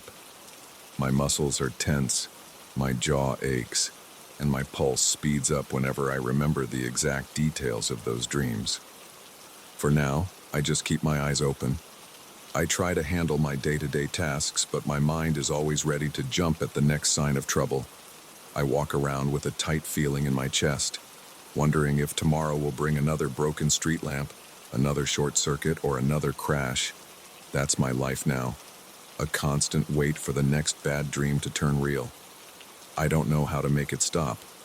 All I can do is try not to let my fear take over completely. So far, that's the best I can manage.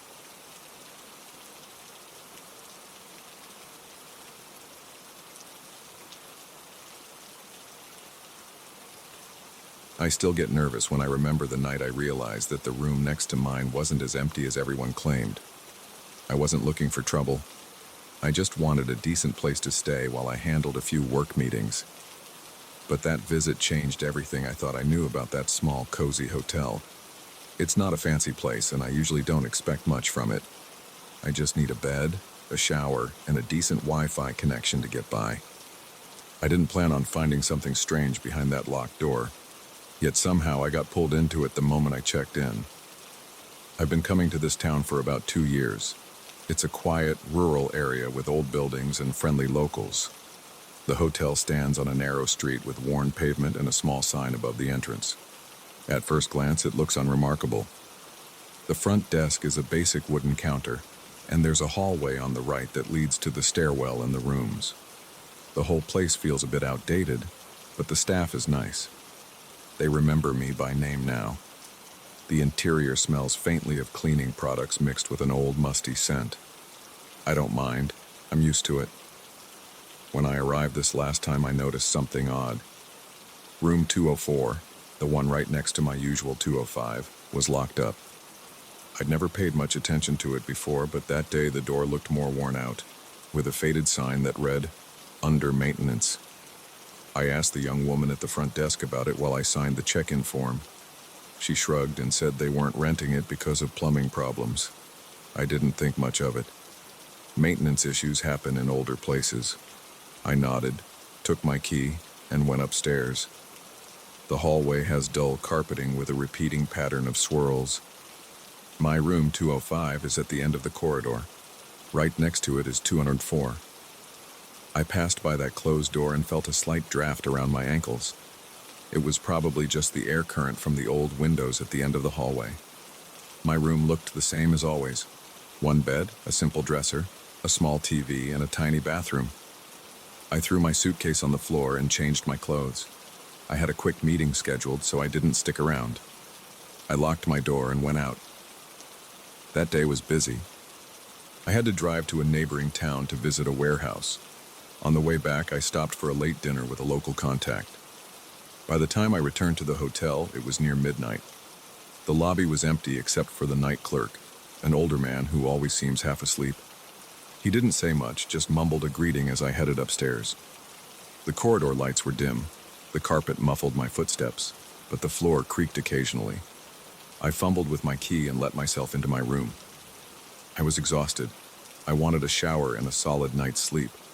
I had just finished brushing my teeth when I heard this faint noise through the wall.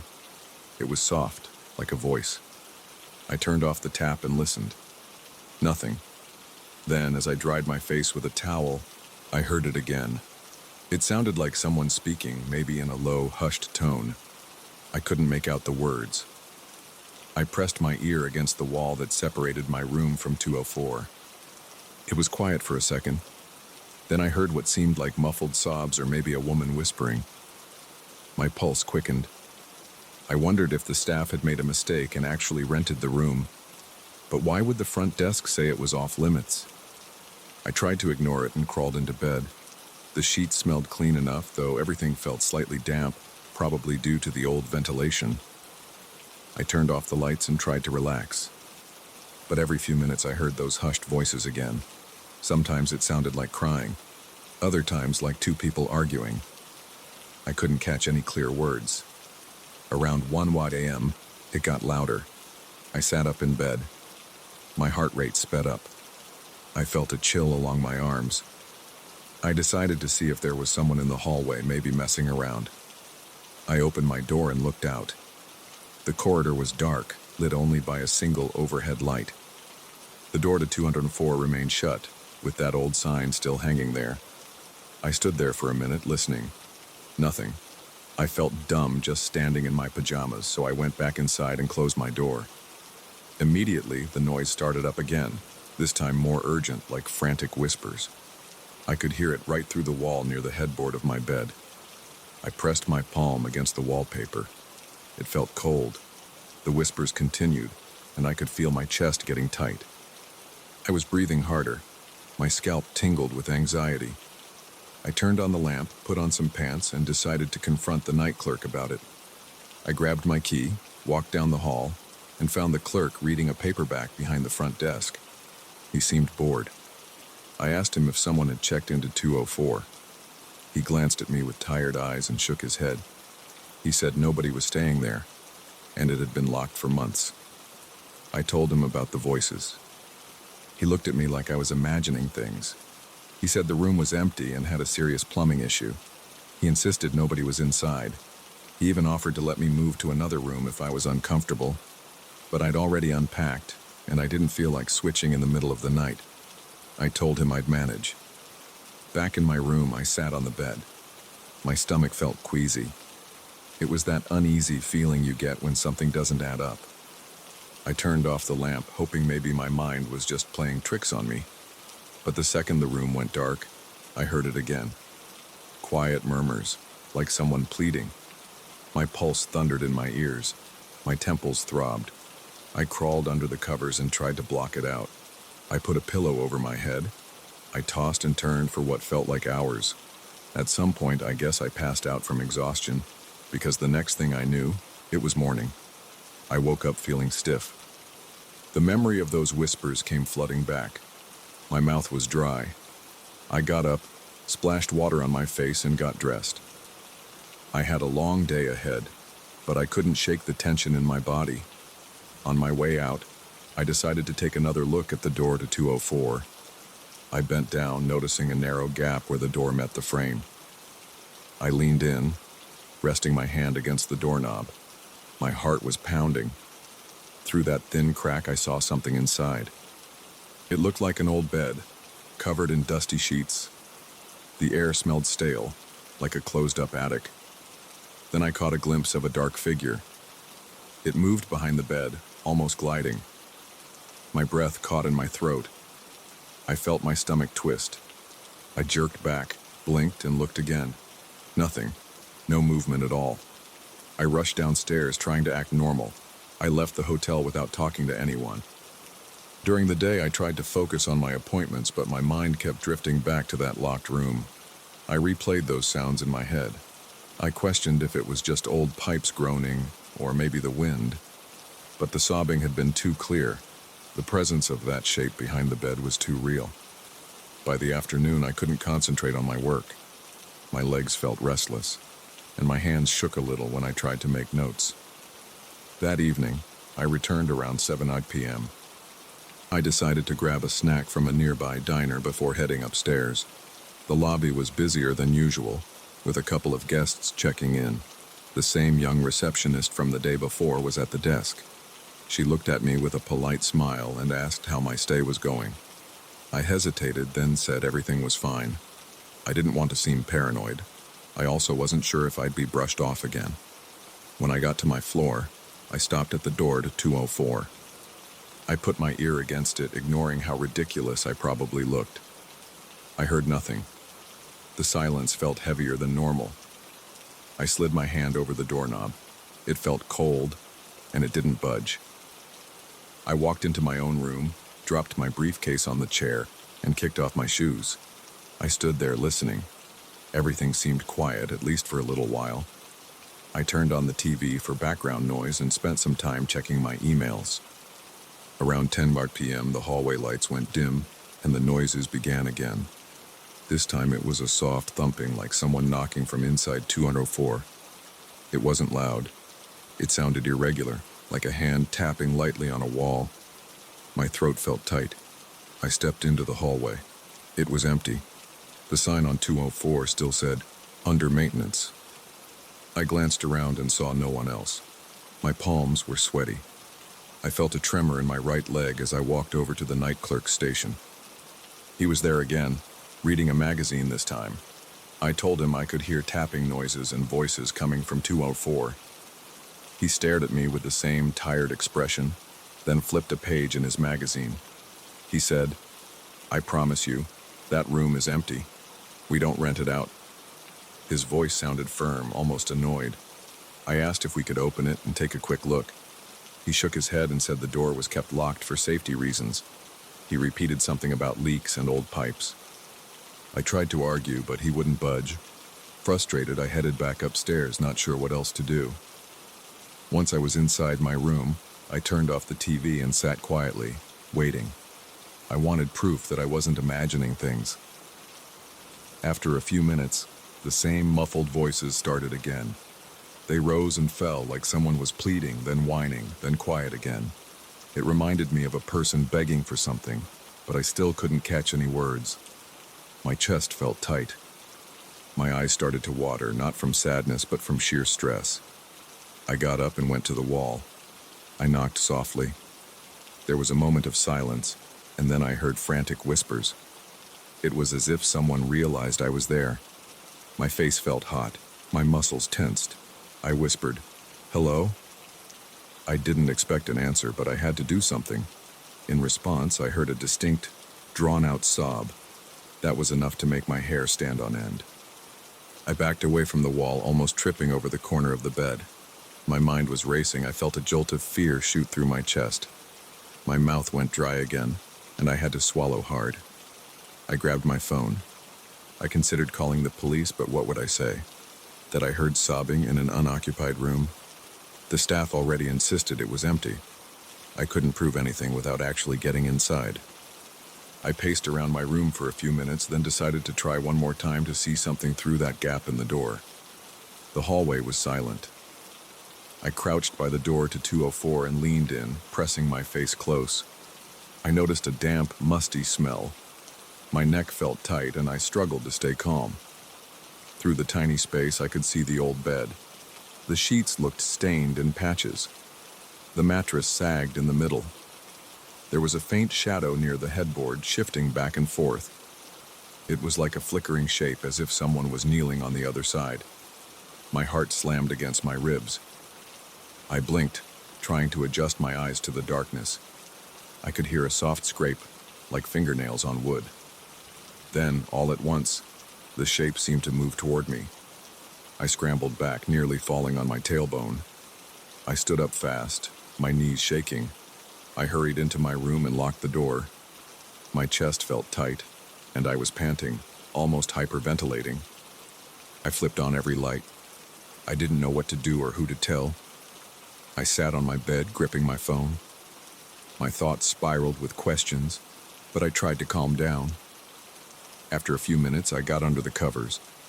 I left the lamp on and tried to sleep with the blankets pulled up to my chin. The voices and tapping continued for a while, then faded around 2 a.m. I dozed off eventually, though I kept jolting awake at every small noise. In the morning, I packed my things quickly. I wanted out. Downstairs, the receptionist asked if I was checking out early. I told her I had a change of plans. She nodded and didn't press. I could barely look her in the eye. Part of me wanted to confront her again about the room, but I was too rattled. I just wanted to leave. After paying, I lugged my suitcase to my car. I shut the door, inhaled a deep breath, and started the engine. My hands were shaky on the steering wheel. As I pulled away, I glanced at the second-floor windows. One of them was 204. I thought I saw a silhouette move behind the curtain. It might have been my imagination, but I felt my stomach clench. I still think about what happened in that room. Every time I recall those sobs and whispers, my chest tightens.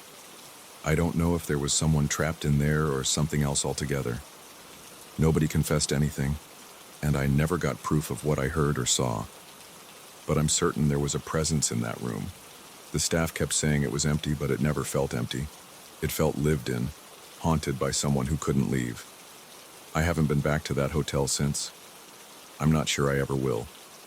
Even now, the memory of those frantic whispers still makes my skin crawl.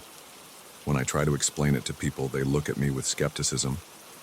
But I know what I heard. I know something was behind that locked door. And I'm not sure I want to find out the whole truth.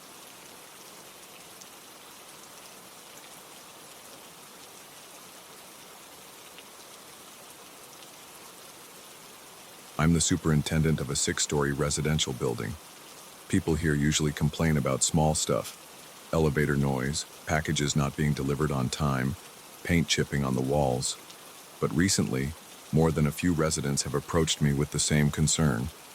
The 4th-floor corridor is always freezing cold, even on warm days. At first, I shrugged it off and thought maybe the AC vents there were stronger, or there was some draft from a poorly sealed window. But when 3 different residents came to me on the same week, saying that they felt chills in that hallway, I decided to check it out myself. I remember stepping off the elevator on the 4th floor with a light jacket on, just because it was a bit breezy outside. The second I walked onto that corridor, I noticed the air felt different. It was thick, and it felt colder than the rest of the building. I looked around at the doors, the gray carpeting, the soft yellowish lighting. Nothing seemed unusual, but I felt this sinking in my stomach. My skin prickled and I was wide awake, like I had just downed a cup of strong coffee. I didn't see anything out of place.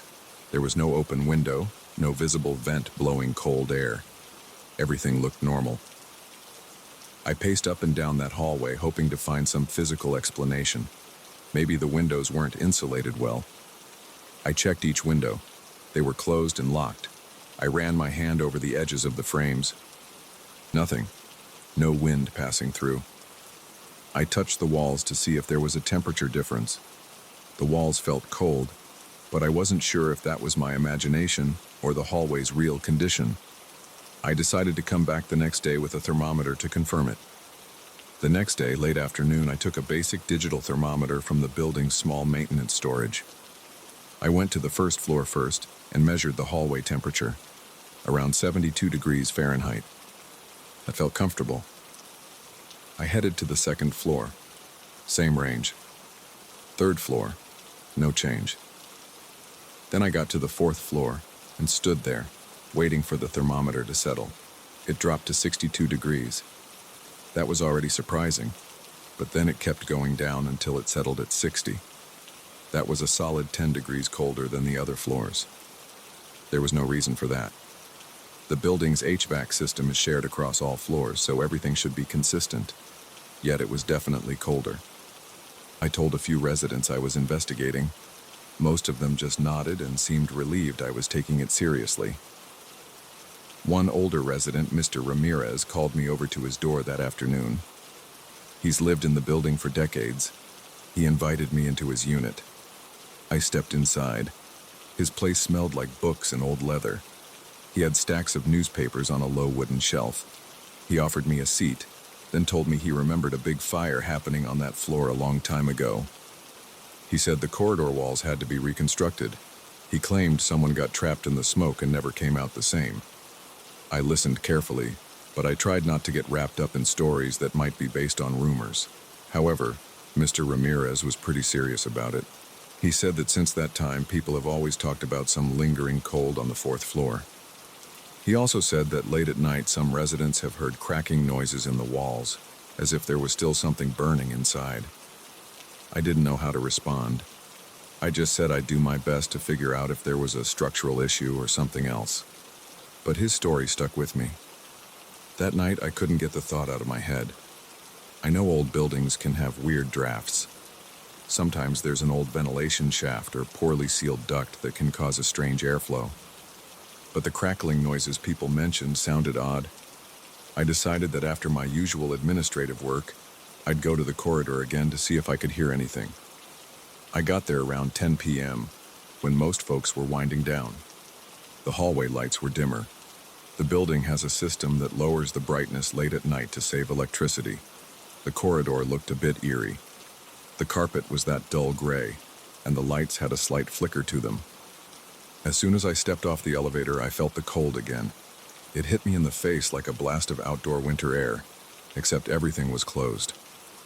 I walked over to the window at the end of the corridor. It was sealed, locked. I tapped on the glass, checked the latch, listened for any wind. Nothing. I started walking slowly down the hall, passing each apartment door. I could hear my own breathing. I felt my chest tighten a bit. My fingers felt cold, like I'd been holding a piece of ice. I rubbed my hands together, but they didn't warm up much. About halfway down the corridor, I stopped because I heard a faint popping sound. It was soft, like a piece of wood expanding. Then it stopped. I stood still and listened. A few seconds later, I heard it again, a faint crackle from inside the wall. I pressed my ear to the plaster. The cold against my cheek was uncomfortable. I heard another pop, followed by a tiny clicking noise. It reminded me of the sound you hear when logs settle in a fireplace, but it was very quiet. I stepped back and took a breath. My heart was beating fast. There was nothing particularly threatening about the sound, but it was just strange to hear it in a place with no fireplace or obvious source of that noise. I decided to do a more thorough check.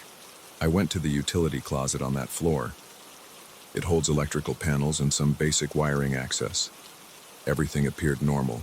No alarms were triggered. The panel wasn't overly warm or hot. No sign of an electrical short. I checked the walls for moisture or any sign of a leak that could cause that cracking noise. Everything was dry. The corridor stayed cold, though. It was consistent, like walking into a room with an air conditioner on full blast. I stayed there for about 30 minutes, just pacing and listening. Every few minutes, I'd catch another faint pop or crackle. My breath started to come out in short bursts. I was worried I might be spooking myself. But the cold was real. I pulled out the thermometer again. It read 58 degrees this time. I didn't have a good explanation for why it was dropping further. Eventually, I decided I had enough for one night.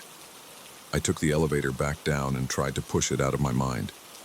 The next day, I had an HVAC technician check the system. We went floor by floor. He inspected vents in the central unit in the basement. Everything looked normal. He walked up to the fourth floor with me carrying some tools. He felt the chill too.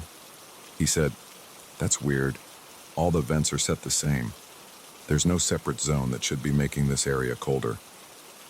He used his own thermometer, and it read around 59 or 60 degrees. He couldn't figure out why. The best guess he had was that maybe some insulation had failed behind the walls, allowing outside air to seep in. but the building's outer structure looked intact. No cracks in the exterior walls, at least none we could see from inside. He left, saying he'd have to come back with more equipment another day.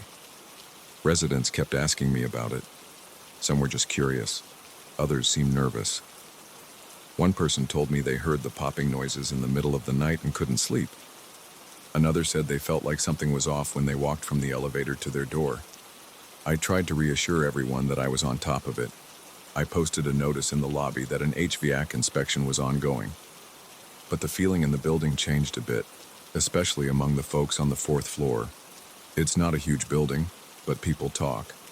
The rumor about the old fire came up again. An older story said that the corridor had once been sealed for repairs for months. Some say they felt this cold in small bursts for years. Others said they never noticed it until now. I decided to spend more time on the 4th floor at night. I went up there around 11 p.m. with a flashlight, even though the lights were on. I just wanted to check behind the baseboards or any corner that might hide a crack. I started near the elevator, ran the beam of light along the trim, looking for signs of damage or discoloration. I moved slowly, feeling the cold sink deeper into my arms and legs.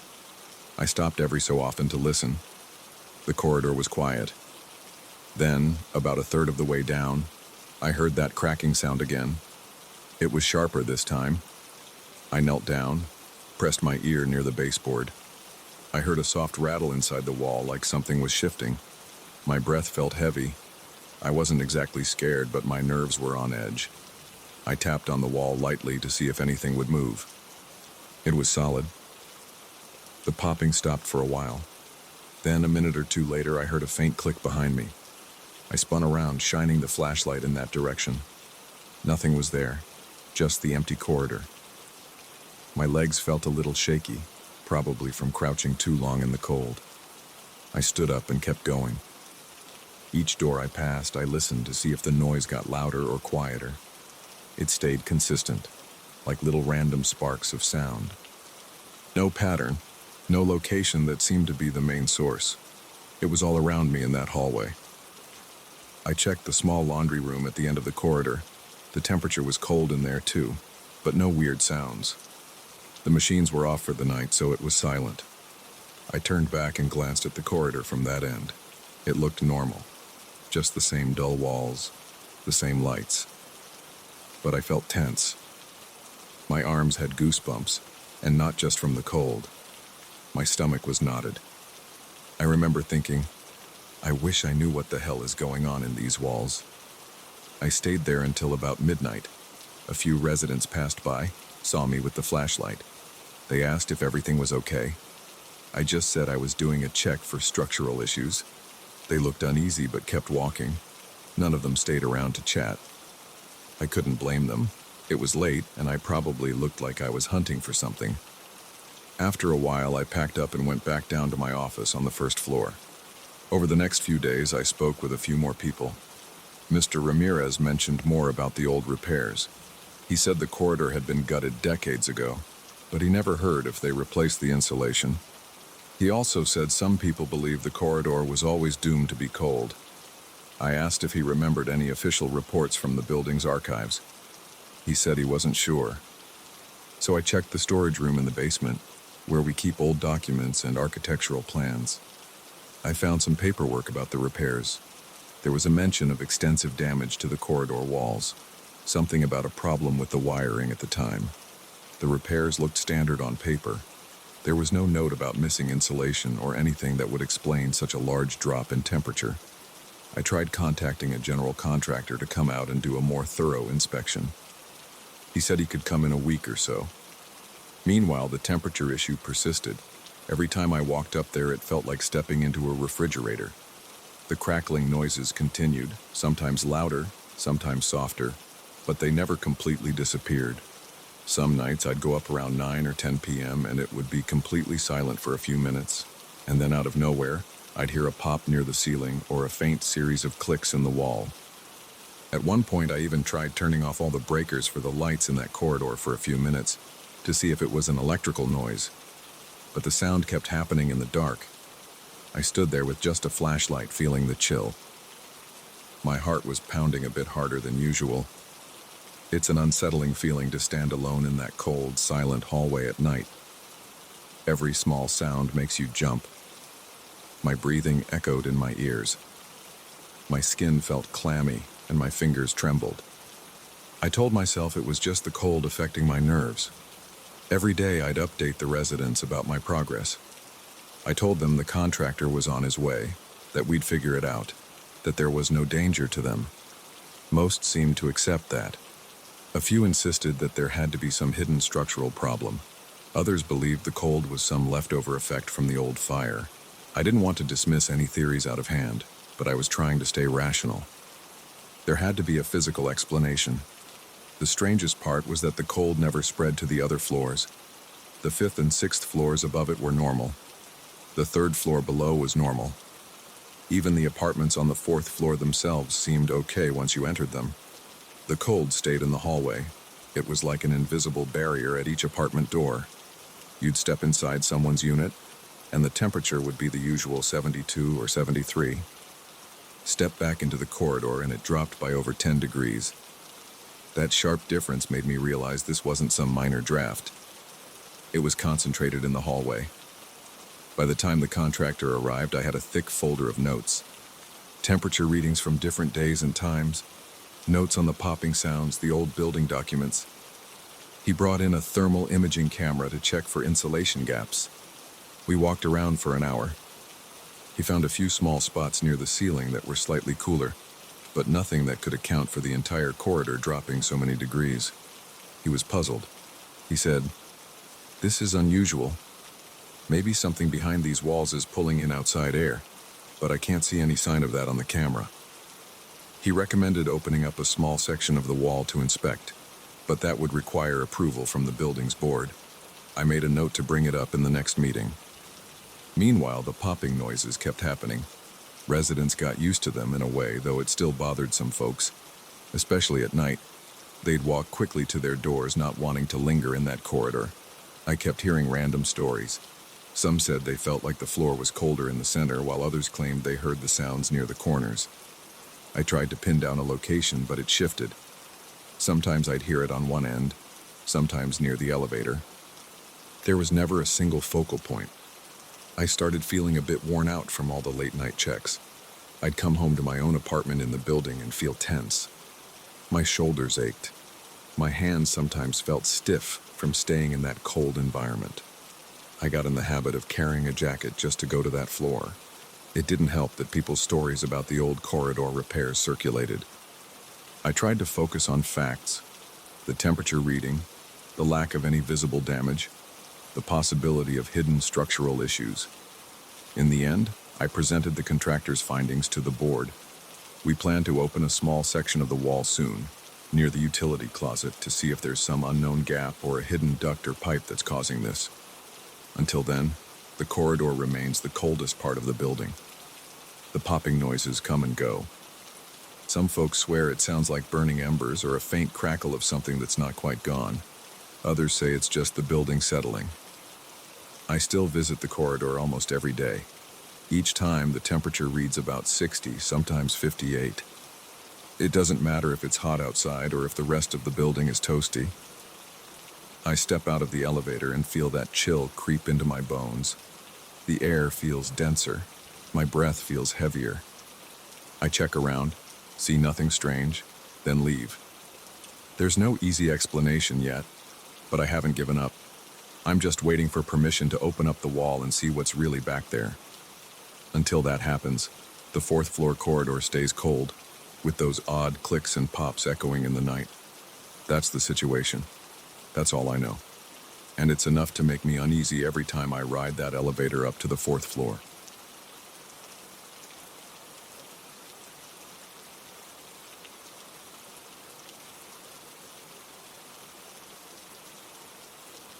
I never believed in strange forces or anything like that.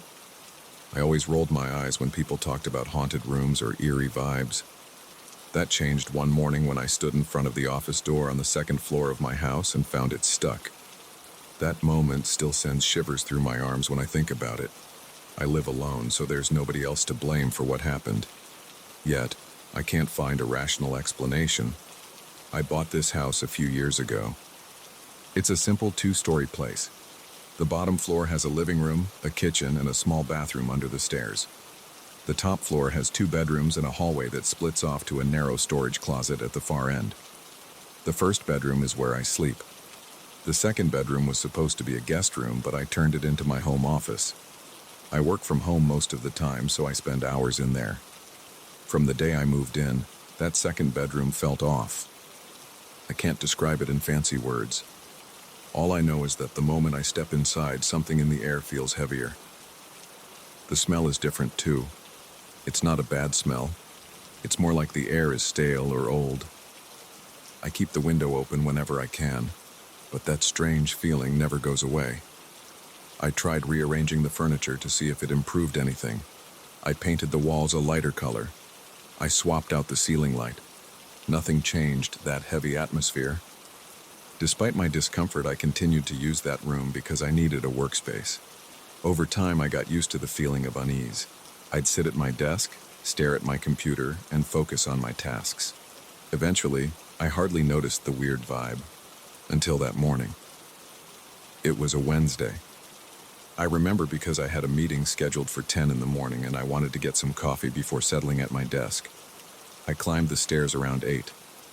My routine is pretty standard. I wake up, make breakfast, eat in the kitchen, then head upstairs to work. That day I felt normal. My night's sleep had been okay. I wasn't anxious or anything. I reached the top of the stairs, turned left, and walked toward my office door. I tried the doorknob and it didn't budge. At first I thought the latch might have jammed. The lock is the simple kind that you can twist from the inside. I stood there for a second, jiggling the handle. Nothing. I checked to see if I had accidentally locked it, but the lock wasn't engaged. The knob turned, but the door wouldn't open. It felt like something was blocking it from the other side. My first thought was that maybe I had dropped something behind the door the night before, but I knew I hadn't. I like to keep the room tidy, so I never leave boxes or heavy items by the door. I pushed a bit harder, giving the door a nudge with my shoulder. Still no movement. I took a step back, gripped the handle, and forced it with more pressure. Then I heard it, a scraping sound like heavy furniture dragging across the floor. That noise made my heart pound. It was a single, drawn-out scrape, the kind of sound you'd get if someone took a solid wood wardrobe and slid it a foot across the floor. I felt my stomach tighten. My mouth went dry. There was no reason for that sound to happen. Nobody else was in the house. I didn't own any large pets. I'm not the kind of person who keeps a random cat locked in a room. There was nothing that should have been moving in there. I pressed my ear against the door, trying to pick up any more sounds. It was dead silent. I remember standing there with my pulse hammering in my ears, feeling the wood of the door cold against the side of my face. After a few seconds of silence, I decided I needed to push harder. I braced my left shoulder against the door and shoved. It gave about an inch, then stopped. The scraping noise came again, but this time it was more of a jolt, like something was resisting the push. I took a deep breath, set my feet, and rammed my shoulder forward. The door popped open. It didn't swing wide. It just opened enough for me to slip inside. I stumbled in, scanning the room for whatever might be inside. My eyes went straight to the big old wardrobe in the corner. It was a heavy piece of furniture that had been there since before I bought the house. It's solid, thick wood, and I only keep a few coats and some storage boxes in it. Usually, it sits flush against the far wall, just a few inches from the corner, but now it was sitting about a foot away from that spot. It looked like someone had pulled it forward so it blocked part of the door. I stood there, heart thudding, trying to make sense of it. There's no reason for that wardrobe to have moved on its own. The office floor is level. There was no earthquake. The windows were all shut. Nobody else has keys to my house. I live by myself.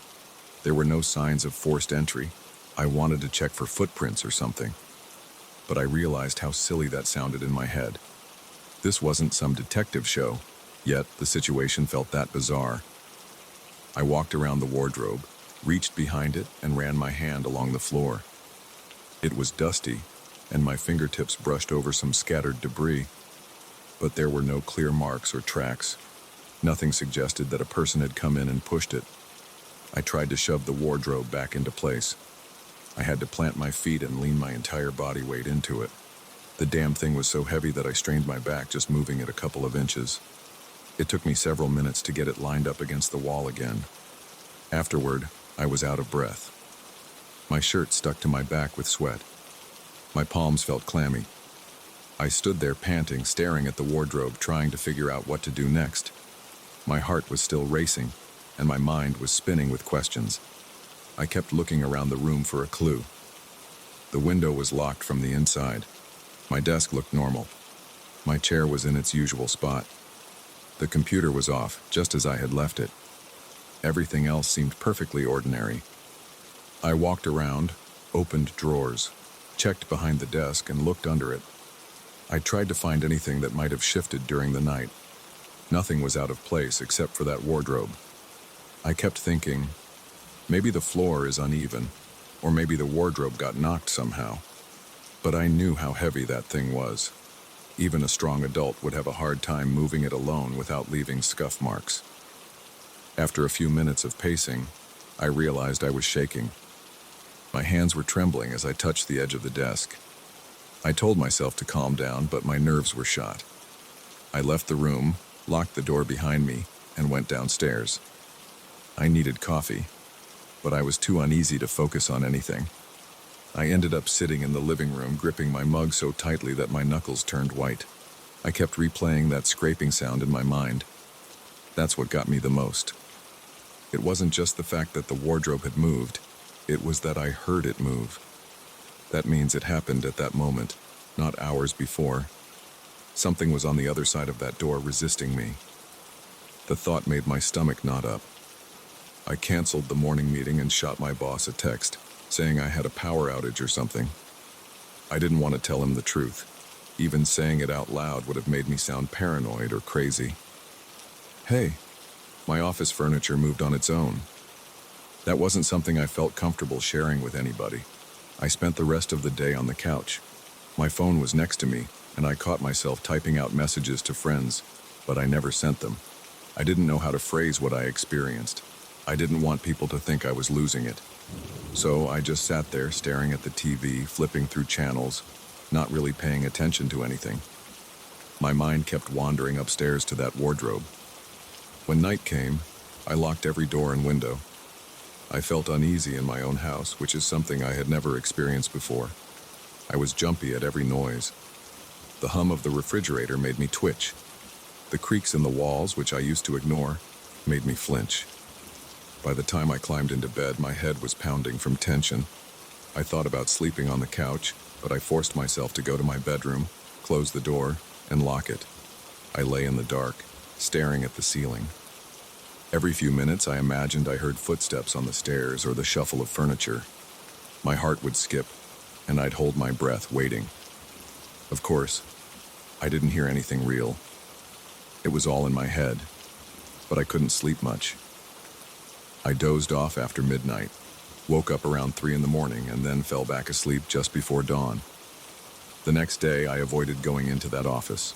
I had to work, but I made up some excuse to my boss, saying I had to do something off-site. My laptop was upstairs, but I didn't want to go near it. I spent most of the day on my phone and tried to distract myself with random errands. I went to the grocery store, walked around the neighborhood, and stopped by a hardware store for no particular reason. I guess I wanted to be anywhere but my house. By the time I got home, it was late afternoon. The sun was getting low. I realized I couldn't just keep running away. I needed to face the room. I needed to check if it had changed again or if everything was still in place. My heart pounded the entire walk up the stairs. My hand shook a little when I gripped the doorknob. I tested the door gently. It opened with no problem. The room looked the same as I had left it. The wardrobe was still against the wall. I flicked on the lights and looked around. Nothing seemed out of order. Still, being in there made me feel uneasy. The air was thick and my skin prickled with goosebumps. I kept the door open behind me in case I needed to bolt out. I sat at my desk, turned on my computer, and forced myself to work. My eyes darted to the wardrobe every few minutes. I kept half expecting it to shift on its own. It stayed still, of course. After about an hour, I realized I was sweating. My shirt was damp in the armpits and my face felt hot. I decided I needed a break. I went downstairs, drank some water, and tried to calm myself. Over the next few days, I continued this pattern. I'd hesitate before going into that office. I'd open the door slowly, expecting to see the furniture moved again. It never moved. But the feeling that something was watching me, or that the room itself was breathing, never went away. I told myself I was imagining things, that it was all in my head, but I couldn't shake the memory of the dragging sound. Every time I heard any noise from the upstairs, like the house settling or the wind blowing, I'd freeze. Sometimes I'd go investigate, other times I tried to ignore it. But the tension stayed with me. My shoulders felt tight, and I kept clenching my jaw without realizing it. I thought about sleeping with the TV on to distract myself, but I hated that idea. I wanted to be stronger than my nerves. So I stuck to my regular routine, except I'd check the locks a few extra times before bed. I'd glance down the hallway at the office door, half expecting to see it creak open. It never did. One night I sat on my couch and forced myself to think logically. The wardrobe must have been slightly off balance. Maybe the floorboard beneath it wasn't completely flat. Perhaps temperature changes caused the wood to swell or shift. I tried to convince myself of that. But no matter how many excuses I came up with, I couldn't explain the fact that it was fully blocking the door and that I heard it move while I was pushing from the outside. At some point, I knew I had to live my life. I couldn't move out on a whim. I also couldn't avoid the office forever, so I went back to my normal schedule, turning on some music while I worked, keeping a lamp on even during the day to make the room feel less gloomy. I tried to give it a brighter atmosphere. I considered hiring someone to move the wardrobe out entirely, maybe put it in storage. But I felt weird about that, like I was admitting defeat to whatever force was in there. Or maybe I was just lazy. Either way, I left it there, pushed against the wall. Weeks passed and I managed to calm down a bit. The memory stayed with me though. Whenever I'd open the office door, my gut would tighten for a split second, reminding me of that morning. I hadn't told anyone about it yet. It felt too strange, too personal. I also didn't want people coming over, poking around, asking a bunch of questions and stirring up my anxiety. One time I did a thorough inspection of the closet in the hallway, the attic access, and the crawl space under the stairs, just to be sure there wasn't some hidden route into my house. Everything was sealed, no sign of intruders. After that, I felt slightly better, but not much. Now I still get that heavy feeling every time I'm in the office. I leave the window open when the weather's nice, hoping fresh air will help. Some days are easier than others. Sometimes I almost forget about the wardrobe incident. Other times, especially when I'm tired or on edge, I'll look at that corner and feel my heart beat faster. I'll remember the sound of it scraping across the floor. I'll remember the jolt and how I had to shoulder the door open. And I'll feel that rush of fear all over again. I don't have a neat wrap-up for this. I didn't find a hidden mechanism, a loose board, or any supernatural explanation. But I can't deny what happened. That wardrobe moved when I was on the other side of the door. It blocked me from entering, and I still don't know how. There were no footprints, no scratches on the floor, no signs of anyone else in my house. I wish I could say I'm over it, but I'm not. I'm just living with it. I guess that's all I can do. I do my work in that room because I have to. I try not to linger there after dark. Sometimes I sense that the air feels thicker than usual, and it reminds me that I might never figure out the truth. I'm doing my best to keep going, but that event changed how I see this house. It's not just an old place with creaks and drafts. It's a place that showed me that sometimes things happen that can't be explained by logic. That's my story. It's not dramatic and there's no big conclusion, but I'll never forget the day I had to force that door open and saw that damn wardrobe moved a solid 30 centimeters. It felt like something wanted me out. Or maybe it just wanted me to know it was there. I can't say for sure. All I know is that I live in this house alone, and something in that room once rearranged the furniture without my help. I still think about it every time I walk up those stairs.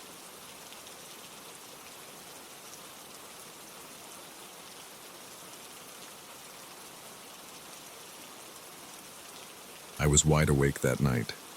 I had stayed up reading and I realized I needed the bathroom. I walked out of my small room at the end of the second-floor corridor, wearing just a t-shirt, sweatpants, and socks. My aunt's house always felt a little quiet at that hour. She went to bed early. Her guest room, the one she'd let me use, was at the far end of the hallway. Her bedroom was at the opposite side. A single light bulb above the stairs gave off a weak yellowish glow. I felt a slight chill in the air, but I figured it was just the temperature dropping overnight. I didn't want to turn on more lights than necessary, so I moved toward the bathroom with just that one bulb guiding me. The floor made faint creaks. I opened the bathroom door, listened for any movement in the house, and heard nothing. The pipes sometimes groaned in this place, so I waited for a second, but everything was silent. I used the bathroom quickly, rinsed my hands, and took a moment to look in the mirror. My eyes looked a bit tired. I inhaled once, trying to steady myself, then opened the door. As I stepped back into the hallway, I felt a slight draft. I don't know where it came from, but it made me shiver a little. I wanted to get back to my room right away. Then I noticed something odd. A baby stroller stood in the middle of the corridor. I recognized it immediately. My aunt had mentioned she was storing an old stroller in a locked room on the second floor. She intended to donate it to someone, but nobody had come to pick it up yet. She kept that door locked because she didn't want to clutter the house with extra items. I had never seen that stroller out in the open before, yet there it was. I froze where I stood. I listened carefully for any sounds of footsteps or movement. I heard absolutely nothing. The only thing I noticed was the mild hum of the refrigerator downstairs, or maybe it was the water heater. It was too faint to pinpoint.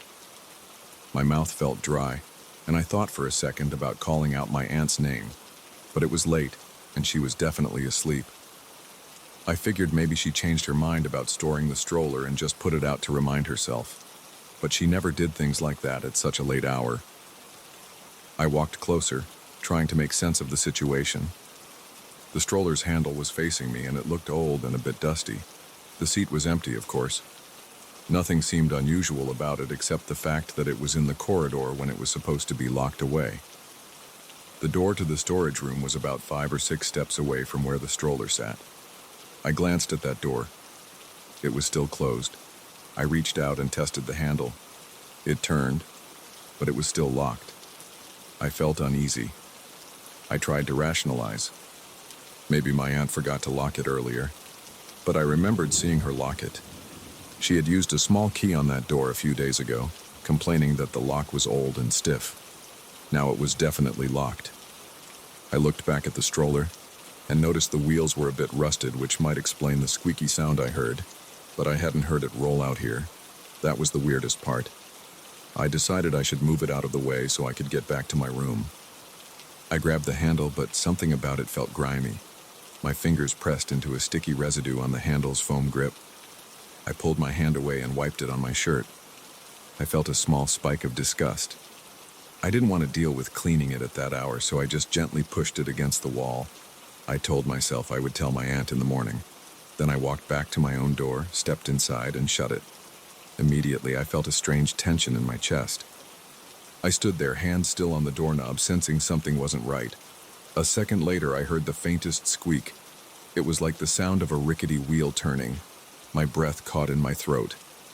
I waited. My heart beat faster. I heard it again. Another slow squeak. It reminded me of a shopping cart with a bad wheel, except softer. I didn't know what to do. I was torn between ignoring it and going straight to bed or opening the door to check. The curiosity and the nervous tension got the better of me. I turned the knob, pulled the door open, and leaned out. The light over the stairs was still on. I scanned the corridor. The stroller was no longer against the wall. It was now a few feet from the top of the staircase. It looked like it had been pushed. I couldn't see anyone else there. Both ends of the corridor were empty. My aunt's door was still closed. There was no sound now. I stepped back into the hallway. My heartbeat thudded in my ears, and I could feel my palms getting sweaty. There was no sign of who might have moved the stroller. I approached it slowly. It sat at an odd angle, like it was about to roll down the stairs if it got pushed a bit further. The front wheels pointed toward the steps. My breath felt shallow. I took another glance around. I saw the closed doors. No lights under them. No movement. No whisper of fabric or scuff of a footstep. Nothing. Just me and that stroller. I put my hands on it again, this time more firmly. I wanted to push it back to the locked storage room and see if somehow the door would open. I gripped the handle and tried to roll it along the floor. The wheels resisted at first, squeaking loudly. Each rotation sounded like a short, high-pitched wail. It felt wrong to hear that noise echo in the quiet hallway. After a few inches, the stroller started to roll more smoothly. I brought it back near the locked door. I pressed my ear to the door, but I heard no movement inside. I didn't want to leave the stroller in the middle of the corridor again, so I kept one hand on the handle while I pulled on the storage room's doorknob. It was locked as before. I jiggled it, feeling frustration welling up. I looked back at the stroller, trying to figure out where else I could park it. The corridor was narrow. I could leave it near the wall opposite my room. But then I kept thinking about how it ended up near the stairs. That memory made me uneasy. I was worried I'd hear it move again. I wanted to secure it somehow. But there was no chain, no rope, nothing to keep it in place. I decided to wedge it against the wall right next to a small table with a lamp. I pressed the wheels against the baseboard so it wouldn't roll on its own. Then I stepped back a bit, taking a moment to observe it. The stroller stayed still. I exhaled in relief.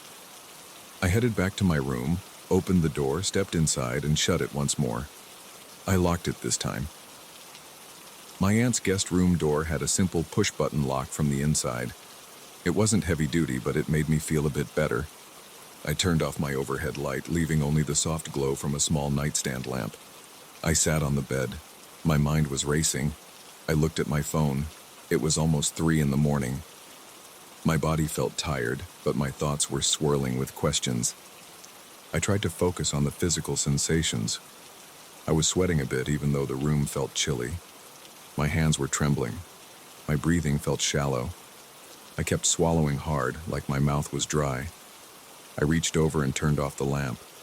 Darkness filled the room except for the faint light that bled in from under the door. I lay down on the bed, pulling the covers up to my chest. My ears felt more sensitive than usual.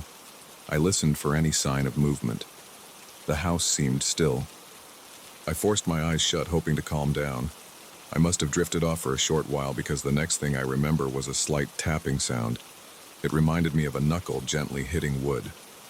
I wasn't sure if it was real or if I'd heard it in a dream. I stayed very still, trying to figure out if it was in my head. Then I heard it again, a soft tap. I felt my skin prickle. My eyes were open, but I couldn't see much. My room was nearly pitch black. I reached for my phone to check the time. It was 3:26 a.m. The tapping continued, irregular but distinct. I couldn't tell if it was at the door or somewhere on the wall. My heart pounded. I whispered to myself, "Is someone there?" But didn't speak loudly. I debated getting up to check. My mind jumped to the stroller in the hallway. I wondered if something was happening out there. The tapping stopped. The sudden silence felt like pressure on my eardrums. I stayed still, barely breathing, for what felt like a full minute. Finally, I exhaled and decided to stand up. I unlocked the door and opened it an inch, peeking into the corridor. The hallway light over the stairs still glowed. The corridor itself was empty. I opened the door wider and stepped out. I wanted to see if the stroller had moved. It hadn't. It sat in the same spot, wheels pressed against the baseboard. Nothing else seemed out of place. The house smelled a bit stale, like it always did at night when no windows were open. I listened for the tapping again. It didn't return. I took a few cautious steps toward the top of the stairs and looked down to the first floor. The living room lights were off. The front door was locked. The kitchen door was closed, too. Everything seemed normal. I rubbed my arms to warm up. The air felt colder than before. I heard a faint click somewhere behind me and turned around fast. The corridor was quiet. I looked at the locked storage door and then at my own door, which was now wide open. Nothing else. Maybe it was the old house settling. I decided I had to see if my aunt was awake. I walked to her room and listened at her door. No sound. I didn't want to wake her if she was sleeping. She's a light sleeper, and if she was up, she would have probably come out already. I felt stuck in that moment, not sure what to do. My legs felt tense and my pulse was racing. But I couldn't justify knocking on her door for something that might just be my own overreaction. I walked back to my room, staring at the stroller on the way. I half expected it to move in front of my eyes. It stayed put. I noticed the seat's fabric had a small tear near the edge. A bit of stuffing peeked out. The wheels had spots of rust and the metal frame was scratched.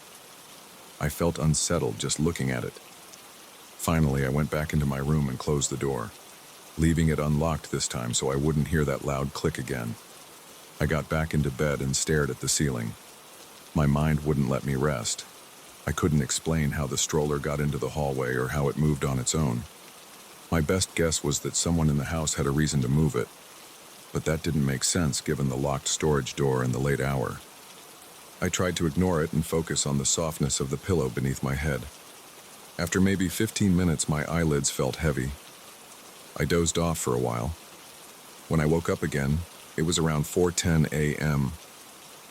I looked at my phone in a haze. I felt stiff and thirsty. Part of me wanted to go get a glass of water, but the idea of opening the door again made my stomach twist. I lay there, hoping to drift back to sleep. My body was tired, but my nerves were on edge. I lay in silence, counting slow breaths in my head.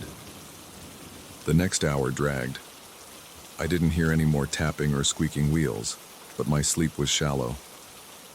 I kept jolting awake at the slightest sound, like the hum of the refrigerator or the faint ticking of a clock in the hallway. Eventually, morning light seeped in through the gaps in the window shades. Around 6:30, I decided I couldn't just lie there anymore. I sat up, stretched my stiff arms, and rubbed my face. My eyes felt dry. I grabbed my phone and saw a message from a friend. I didn't feel like replying. I just needed to get out of that room, get some fresh air, and figure out what to do about the stroller situation. I opened the door and stepped into the corridor. The house looked more normal in daylight. The corridor had that dull light from the windows at the end of the hall. I glanced over at the spot where I'd left the stroller. It was still there, angled the same way, wheels against the baseboard. Everything looked less eerie in the daylight, but my memory of the night's events was too vivid to ignore. I walked past the stroller and went downstairs. My legs felt weak and my shoulders were tense. In the kitchen, I poured a glass of water. I drank it all at once. My aunt's voice surprised me when she spoke from behind me. "You're up early," she said, sounding groggy. I turned around and saw her in her bathrobe. She was yawning, hair messy, no sign that she knew anything about the stroller. I swallowed and tried to steady my voice. "Did you move the stroller out of the storage room last night?" She frowned, shaking her head. "No, I keep that room locked. Why would I do that in the middle of the night?" She seemed genuinely confused. I told her what happened. I explained each detail, coming out of the bathroom, finding the stroller, hearing the squeaks. She stared at me like she was trying to process everything. Then she walked upstairs with me to see if the door was still locked. It was. We tried the handle, and it wouldn't budge. She pulled out her key, inserted it, and opened the door. Inside, the room was neat with cardboard boxes stacked in a corner. No other stroller. That was the only one. We returned to the hallway where the stroller sat. My aunt pushed it slightly, and it gave that same squeak. She checked it for any sign of damage. Then she shrugged and said, "I don't know how it got out. Maybe the lock malfunctioned, or maybe I left it open for a second and it rolled out somehow. I really have no idea." I didn't argue with her, but it made no sense to me. The stroller wasn't near the storage door when I first saw it. It was closer to my room, and I clearly remembered that door being locked. We spent the morning trying to figure it out. She asked if I was sure I wasn't sleepwalking, which I denied. I felt a bit insulted, but I understood her confusion. Eventually, she decided to leave the stroller in the garage until she could donate it. I helped her bring it downstairs. The wheels squeaked the whole way. Even in broad daylight, I felt uneasy touching that thing. We set it against a wall in the garage, made sure it was stable, and shut the garage door. After that, I took a shower, got dressed, and tried to go on with my day. But I kept replaying those moments in my head, the hallway at night, the sound of the wheels, and the strange feeling that someone or something had pushed that stroller. I couldn't shake the tension in my shoulders or the knot in my stomach. My aunt seemed to move on. She made breakfast, and we chatted about everyday stuff. But I noticed she didn't bring up the stroller again. It was like she preferred to forget about it. I wasn't able to forget so easily. Every time I walked up to my room, I glanced at the spot near the stairs where I'd seen it move. At night, I made sure all the doors were locked. I double-checked the storage room door with my aunt. We tested the lock to confirm it was secure. Still, for the rest of the nights I spent there, I never got the same kind of peaceful sleep. The memory of that stroller moving on its own stayed with me. I couldn't explain it, and I still can't. But I know what I saw and heard, and it still makes the hairs on my arms stand up when I think about it.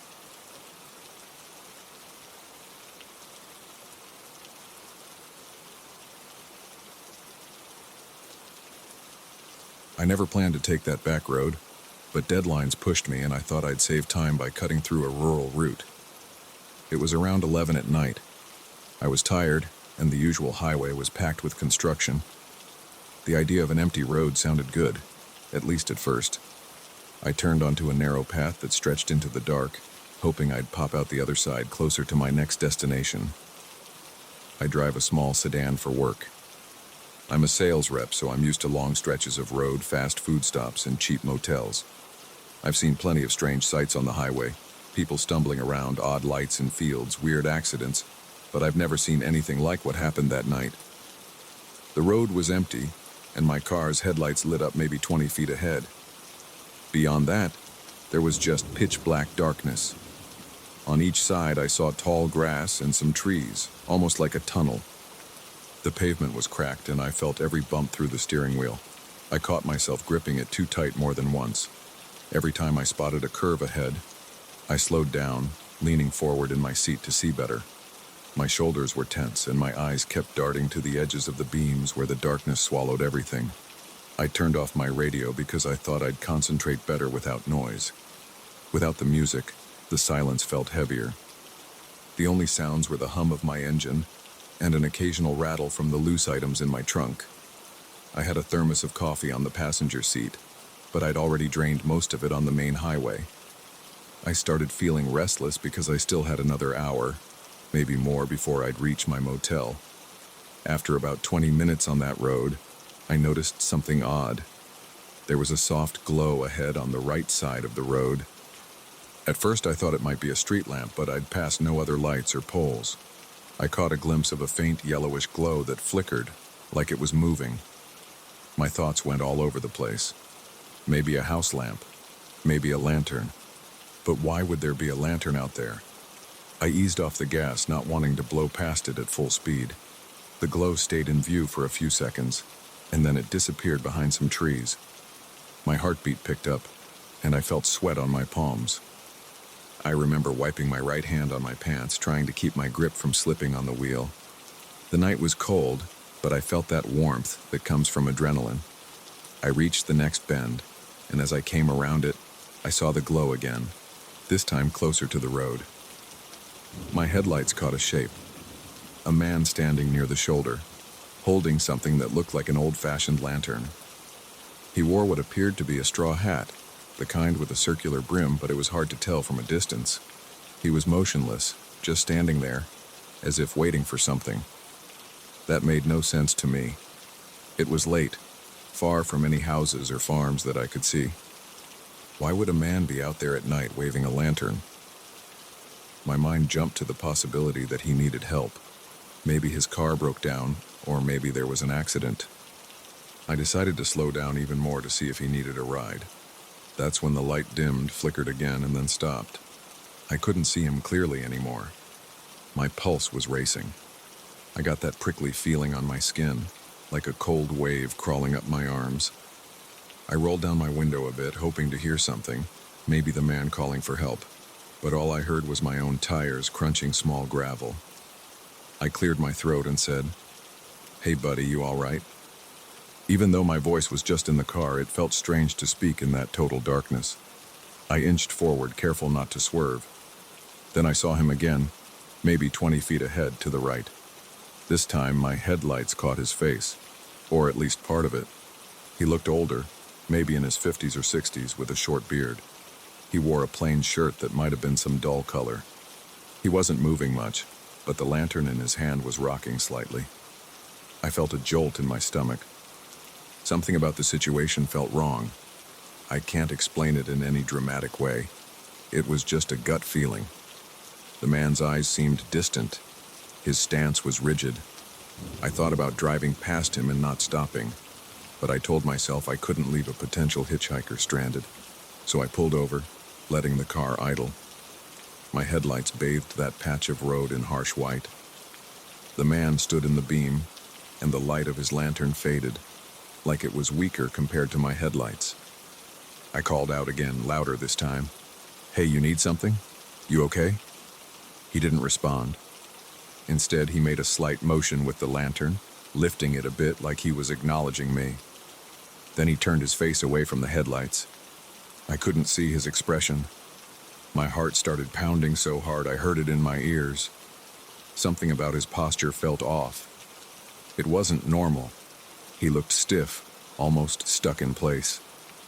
I hesitated for a moment, then decided to put the car in park. I turned on my hazard lights, thinking I might get out, but a sudden shiver shot through me, and I gripped the door handle without opening it. Everything felt too still.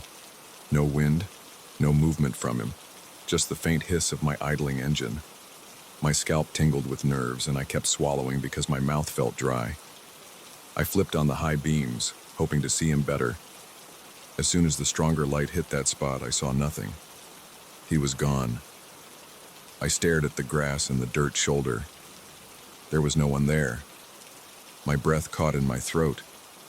I blinked a few times, scanning the entire area. I leaned forward, my nose practically touching the windshield. Empty road, weeds, a few trees, and a dusty ditch. No man, no lantern. My gut tightened. I thought maybe he stepped out of view, or maybe my eyes were playing tricks. But I was sure I'd seen someone standing right there. I rolled down my window all the way and listened. Still no sound except the low rumble of my car.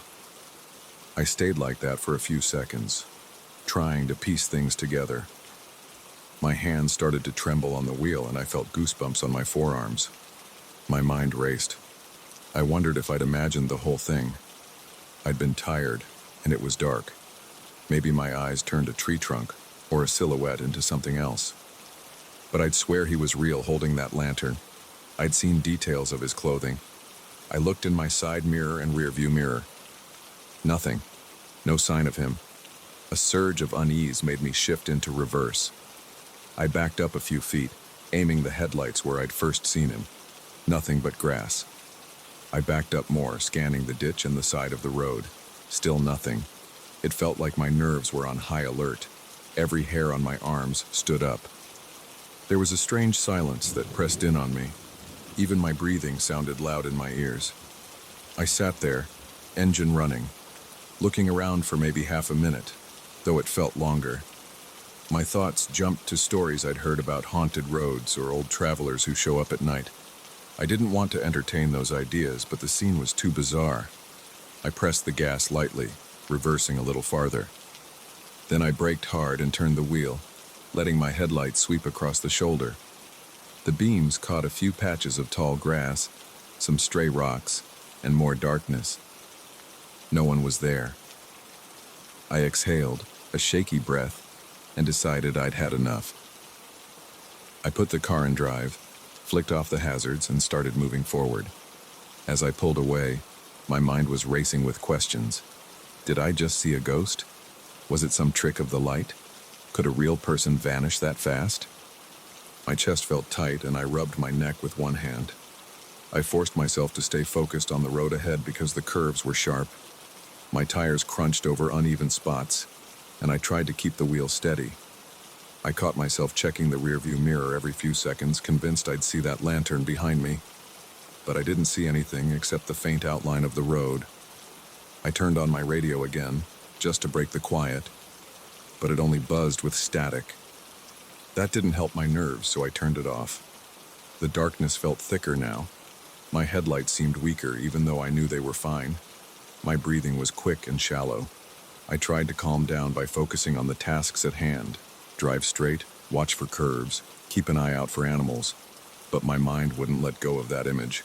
A man in a straw hat, holding a lantern, just disappearing. I started to sweat under my collar, and I rolled the window down to get some fresh air. The cold breeze hit my face, and I realized I was gripping the wheel so tight my knuckles looked pale. I kept driving, glancing at the speedometer. I was going slower than usual. Part of me feared I'd see more lights up ahead or maybe catch sight of him again. The road stayed empty. After a few more miles, I noticed the pavement getting smoother, and I saw a sign indicating the next highway interchange. Relief washed over me, though I still felt jittery. Once I reached the main road, I merged onto a better lit area with a couple of streetlights near a rest stop. I pulled in, parked, and took a few moments to breathe. My hands were shaking. I looked around at the bright overhead lighting in the small parking area. A lone trucker was filling his tank at the gas pump. It was mundane, normal. But I couldn't shake the memory of that figure. My heart still pounded, and the tension in my shoulders felt like a heavy weight. I got out, stretched my legs, and walked around the car to calm down. I grabbed a bottle of water from my back seat and drank it in a few gulps. My throat was dry and the water felt good, but my nerves were still on edge. I glanced around at the few people at the rest stop. None of them looked like they'd seen anything strange. No one even glanced in my direction. I debated telling someone, but I knew it would sound crazy. I pictured myself walking up to the trucker. "Hey, you ever see a guy with a lantern on that back road?" He'd probably shrug and say no, or maybe he'd laugh. So I said nothing, just got back in my car and stared at the steering wheel for a moment. I checked the time, almost midnight. I started the car again and headed toward the motel. The rest of the drive was uneventful, just a few turns and some scattered vehicles on the highway. When I finally arrived at the motel, I parked, grabbed my suitcase, and went straight to check-in. The clerk barely looked up from his phone while giving me my key. I climbed the creaky stairs to my room and noticed my hands were still shaky. Inside the room, I flipped on all the lights and double-checked the lock on the door. I dumped my suitcase on the floor and sat on the edge of the bed, staring at the bland walls. My body felt sore, like I'd been in a minor accident. I tried to process what happened.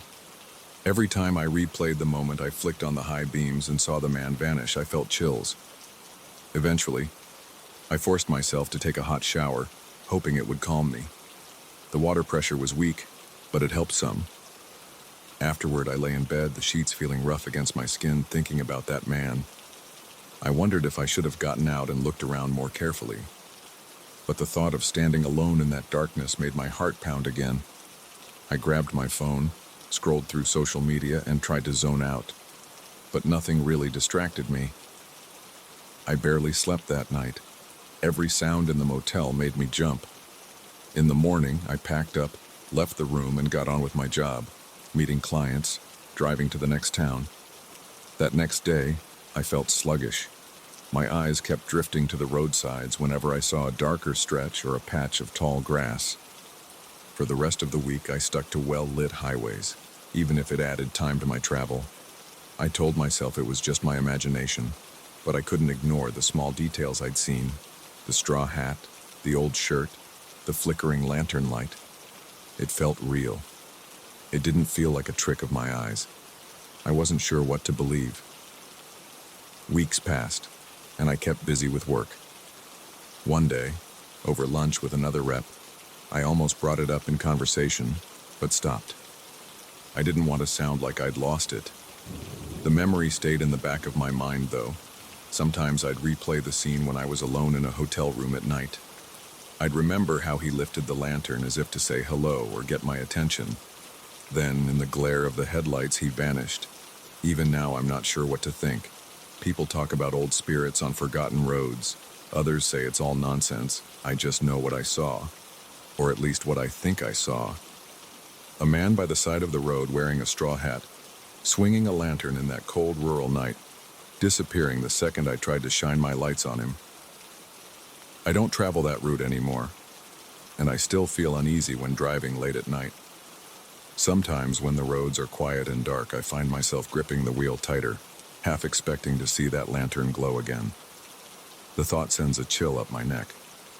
I push it away and focus on the pavement ahead. In the end, I can't say for sure if it was a ghost or some trick of my tired mind. All I know is that I stopped the car, saw someone, or something, standing there, and then watched it vanish. I felt the cold sweat, the rapid heartbeat, the tension in my muscles. That wasn't my imagination. That was pure fear. To this day, I still think about that moment. When I'm driving and the road feels too dark, I remember that night. I remember how he looked, how he held the lantern, and how he just disappeared like a light being switched off. Part of me wants a logical explanation, but another part of me thinks it might stay unexplained. It was a lonely road, a late hour, and something I can't fully explain. That's all I've got. And it's enough to keep me from ever taking that shortcut again.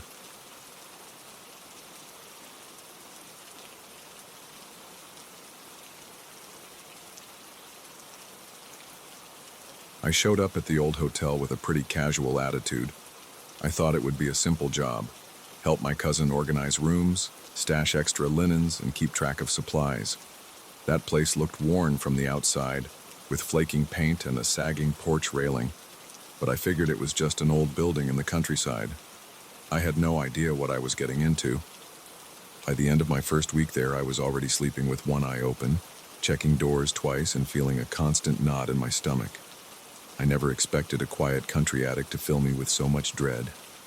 I'll start from the moment I arrived. My cousin Paula greeted me with a tired smile in the hotel lobby. She had her hands full with daily tasks. The place wasn't big, maybe 10 guest rooms, a small restaurant area, and a cramped lobby. She explained that most of the storage was spread out in different spots.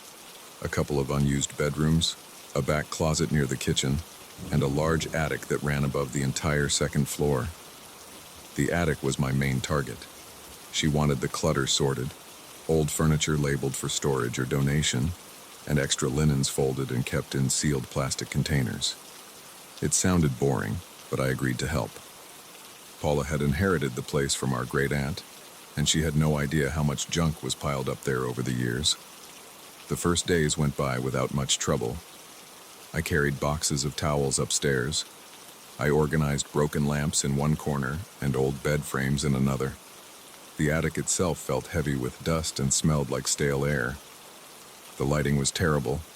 2 bare bulbs spaced far apart, leaving long shadows in every corner. I'm not a paranoid person, but something about that attic felt oppressive. The floorboards groaned under every step, and the clutter formed narrow aisles like a maze. I sometimes heard the wind creaking through the rafters, or small rustling sounds that I assumed were mice. I tried to ignore it. One evening, Paula asked me to move some extra pillows and sheets up to the attic before bed. It was already close to midnight, and I was exhausted. But I carried a laundry basket full of linens up the main staircase, past the second-floor hallway, and then into the attic stairwell. The door to the attic stuck a bit, so I gave it a firm shove. The sound echoed in the darkness. At the top of the stairs, I fumbled for the light switch. A single bulb flickered on, giving me just enough light to see a small patch of dusty floorboards.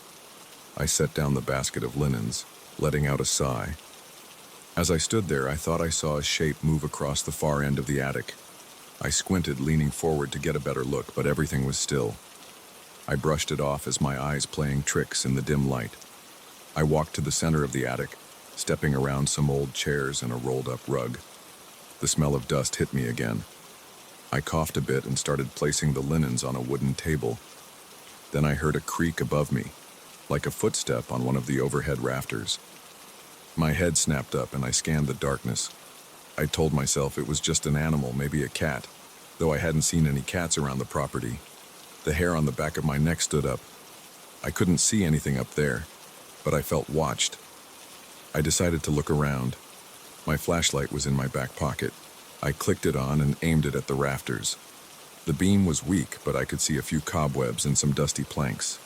I didn't spot any animals. I stood there for a few seconds, holding my breath, listening. There was a shift in the shadows above me, and I thought I heard scraping sounds, like slow, dragging footsteps on the wooden beams. I felt my chest tighten. My pulse jumped. The attic was so quiet that every small noise seemed amplified. I heard another creak behind me. I spun around, shining the flashlight into a corner. Nothing. But I still felt something there, just out of sight. My palms started sweating. I took a step back toward the attic stairs. I thought about calling Paula, but it was late. She was probably already sleeping, and I didn't want to freak her out. I told myself to finish putting away the linens and leave. I stepped toward the table again, but the light bulb overhead flickered. My flashlight started to dim. I stared at it in frustration. The battery had been fine earlier.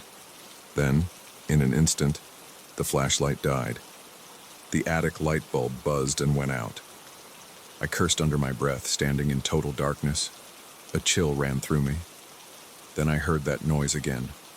Above me, closer now. Slow, deliberate scraping steps on the wooden beams. I didn't bother with the linens anymore.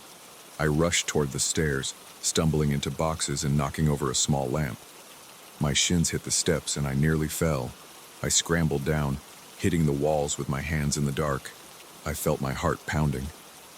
At the bottom, I slammed the attic door shut and locked it. My breathing was ragged. I didn't tell Paula about it right away. I just went to my room, locked the door, and sat on the bed trying to steady my hands. I barely slept that night. The next morning, I got up early. I told Paula that I wanted to take a look in the attic during daylight, just to organize the stuff I'd dropped. I felt ridiculous.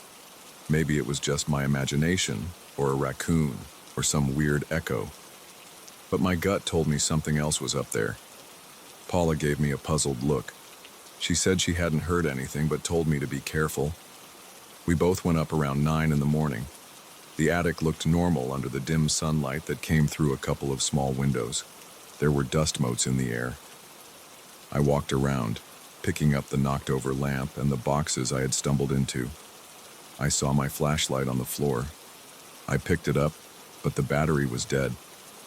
Paula asked me what had happened, and I just said I must have tripped in the dark. But I was more interested in something else I noticed near the far corner of the attic. There were footprints, bare footprints in the dust, leading from a cluster of old furniture toward the rafters. I crouched down and looked at them. They weren't huge, but definitely adult-sized. I put my hand next to one, and it matched about the length of my fingers to my wrist, maybe a bit bigger. I called Paula over. She frowned and said none of the guests should be up there, and she had no staff members who would walk around barefoot. She told me she kept the attic door locked most of the time, too. But the footprints were there, clear as day. They led toward a spot where the floor ended and exposed beams stretched across. It was a tight space near the roof, cluttered with boxes and a few crates. The footprints didn't come back. We tried to look between the boxes. We found nothing except a bunch of dust and cobwebs. I felt uneasy the whole time. After we cleaned up, Paula left to handle some front desk work. I stayed behind, checking every corner. I used a new flashlight with fresh batteries. I knocked on walls, moved crates, opened boxes. I was half expecting a person to jump out from behind a trunk, but I found no sign of anyone. I still couldn't shake that uneasy feeling, though. I kept glancing over my shoulder, expecting to see a face or a figure lurking in the shadows. Later that day, I decided to search the rest of the hotel's upper floors. There weren't many places to hide. The guest rooms were small, and the closets were half empty. The hallway had 2 locked doors that Paula said led to small storage areas. We checked those together, and they were full of cleaning supplies and holiday decorations. No sign of anyone. I even went outside and looked around the perimeter of the building, but I didn't see footprints in the dirt or any open windows on the second floor. The attic windows were small and sealed from the inside. It didn't make sense. That evening, I sat in the lobby with Paula. We went over the day's tasks. She told me a few guests had checked in, but none seemed suspicious. We had a couple from out of state and an older couple from a nearby town. We also had one man who was there on business, but he looked normal enough. Shirt, tie, worn briefcase. Paula joked about my nervous expression. I tried to laugh it off, but my mind kept going back to those bare footprints. My stomach felt tight. My shoulders were tense. I decided I would do one more pass at the attic that night, but this time I wanted to be prepared. Around 10 p.m., and after the guests went to their rooms, I grabbed a heavier flashlight, a spare set of batteries, and a portable lantern from the supply closet. I also took a small wooden stick, about the length of my forearm, just in case I needed to pry something open or defend myself. Paula thought I was being paranoid, but she didn't stop me. I told her to listen for any noise and call me if she heard something weird. I went upstairs. The hallway was quiet. The old floorboards creaked under my feet. I unlocked the attic door and stepped in. I placed the lantern on the floor near the entrance and turned it on. Its glow reached about 10 feet, enough to see the immediate area. I clicked on the flashlight and aimed it around, methodically checking the corners. I could hear my heart thudding in my chest, but I tried to stay calm. I moved slowly between the stacks of furniture. The dust swirled around my legs. I listened for any scraping or movement. For the first few minutes, it was silent except for the occasional settling of the building. I moved farther in, toward the far side where I had seen the footprints. I looked down, searching for new prints. I didn't see any fresh ones, but the old ones were still there, faint but visible in the dust.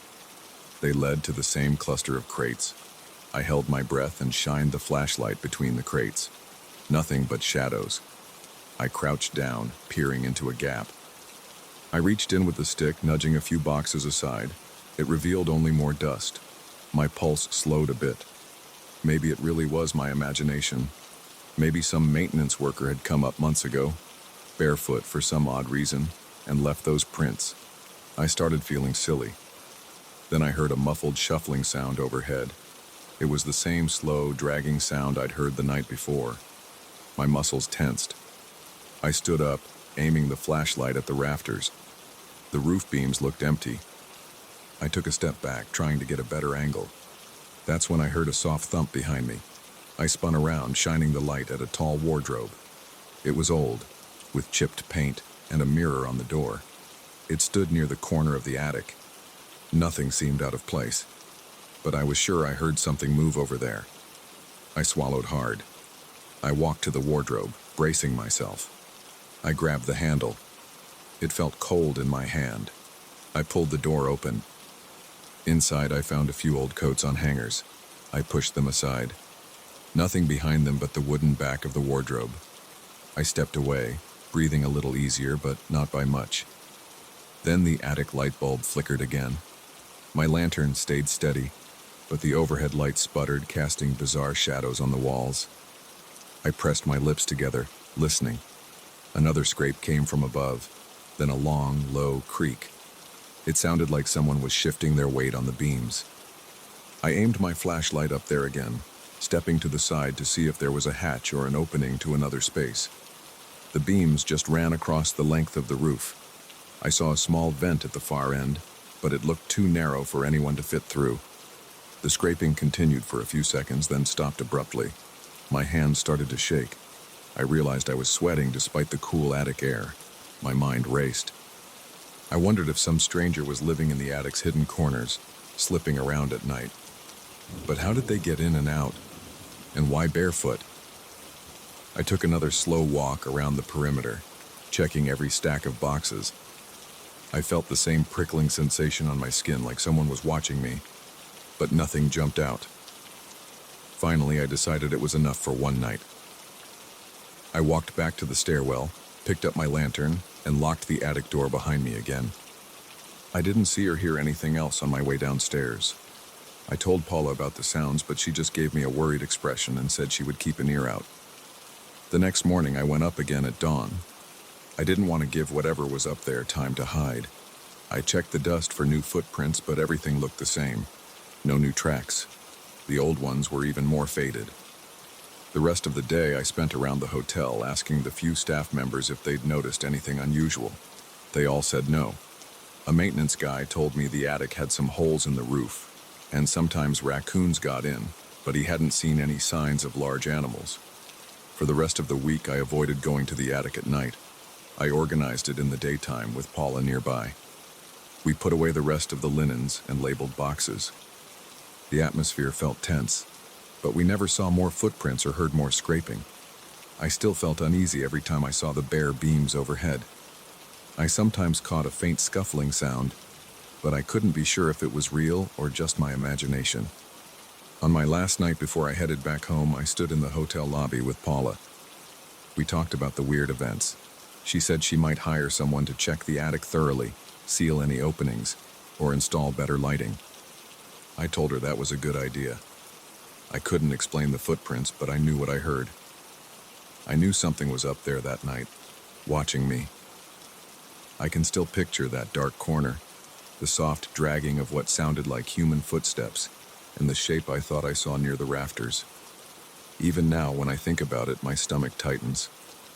I remember how my flashlight died at the worst possible moment, how every hair on my body stood on end, and how I felt like someone was behind me in the darkness. I don't have a neat conclusion to the story. Nobody died, nobody got hurt, and no missing persons showed up. But those footprints didn't appear on their own. That slow, shuffling noise didn't come from the wind. I don't know who was up there or why. I just know I'm not going back in that attic alone, especially not at night. And if Paula wants me to move more boxes or store more linens up there, she'll need to bring a bright set of lamps and a locked door behind us, because I'm not taking any chances again.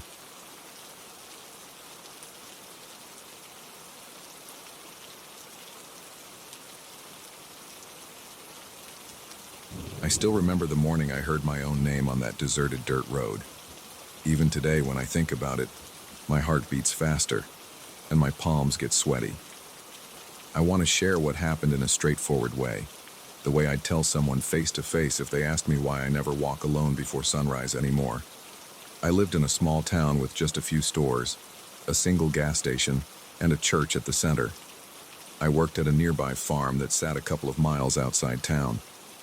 I was used to getting up before dawn because my job required an early start. The farmhands would arrive before the sun showed up, and most days I liked to be there on time or even a bit early. It felt good to start the day with the cool air and the quiet of the country. Until that day, I never thought much about the risks of walking alone on an empty road. I walked this dirt road every weekday. There were no houses between the town's edge and the farm. It was just hard-packed dirt with dry grass on the sides. Sometimes the grass grew taller than my knees, especially after the rainy season. But on this particular day, it was about waist-high in most spots. There were patches of wild bushes scattered around, and every now and then I'd spot a leaning fence post or a broken sign. I never saw many animals besides the occasional stray dog or a couple of field mice darting across my path. I remember that morning was especially dark. The moon was out of sight, or maybe it was behind some clouds. I couldn't see much more than a few feet ahead, so I used a small flashlight to light my way. I held it tight, keeping the beam pointed down at the road. The air felt damp, and my shirt clung to my back. There wasn't a single breeze. It was so quiet that I could hear my own footsteps against the dirt, crunching softly with each step. I also heard my breathing, which sounded louder in the stillness. I was moving at my usual pace, trying not to think about how dark it was. I was telling myself that I'd be at the farm in about 20 minutes. Then, I heard someone say my name. It sounded like it came from the grass on my right. My first thought was that maybe another worker had left earlier than usual, or it could have been a neighbor on his way somewhere. People in small towns often know each other, so I thought maybe it was a familiar voice, but I didn't recognize the tone. It was slow and clear, like the person was being careful to pronounce my name perfectly. I stopped walking. My flashlight shook a bit because my hand tensed up. I stood there and looked around. I could only see shapes in the tall grass, but everything was dark. There was no light besides my flashlight, and I couldn't see any movement. My heart pounded so hard I could feel it in my ears. I tried to calm myself by thinking of normal explanations. Maybe someone had a problem and needed help. So I said in a loud voice, "Who's there?" My voice cracked a little. It sounded strange, echoing in the quiet. I waited a few seconds, holding my breath. There was no answer. I stood there for what felt like a long time, but it was probably just a moment. I didn't hear anything else, just the faint rustle of grass. I thought maybe I imagined it. Sometimes when it's too quiet, you start hearing things, or your mind plays tricks. So I told myself that. I shook off the weird feeling, adjusted my bag, and started walking again. My feet felt heavier. My throat was dry, and I noticed sweat dripping down the side of my face even though the air was cool. I moved faster, keeping my eyes straight ahead. But then I heard it again. It was my name, this time closer, like the person was only a few steps away in the grass. The voice was the same, careful and slow, not loud, but forceful. I stopped again. I felt a cold knot in my stomach. This time I didn't ask who it was, I just froze and tried to see any figure in the grass. The flashlight beam cut across the road and into the weeds, but I couldn't spot a person or an animal. Everything looked still. My heart pounded even harder. My breathing got shallow, my legs felt weak, and I had the urge to turn around and run back to town. But the farm was closer than my house at that point, so I just stared for a second. I remember my mouth went dry and I could barely swallow. A wave of chills ran over my body. The voice wasn't shouting or whispering. It was calm, but it felt wrong. My instincts told me that something was off, like I shouldn't be there. The hair on my arm stood up. I gripped the flashlight so tight my knuckles hurt. Then I heard a slight rustle in the grass like someone shifting their weight. It was enough to break me out of my frozen state. I bolted. I didn't care about the dirt kicking up on my boots or the jarring bounce of my bag on my shoulder. I ran as fast as I could, trying not to trip on the uneven ground.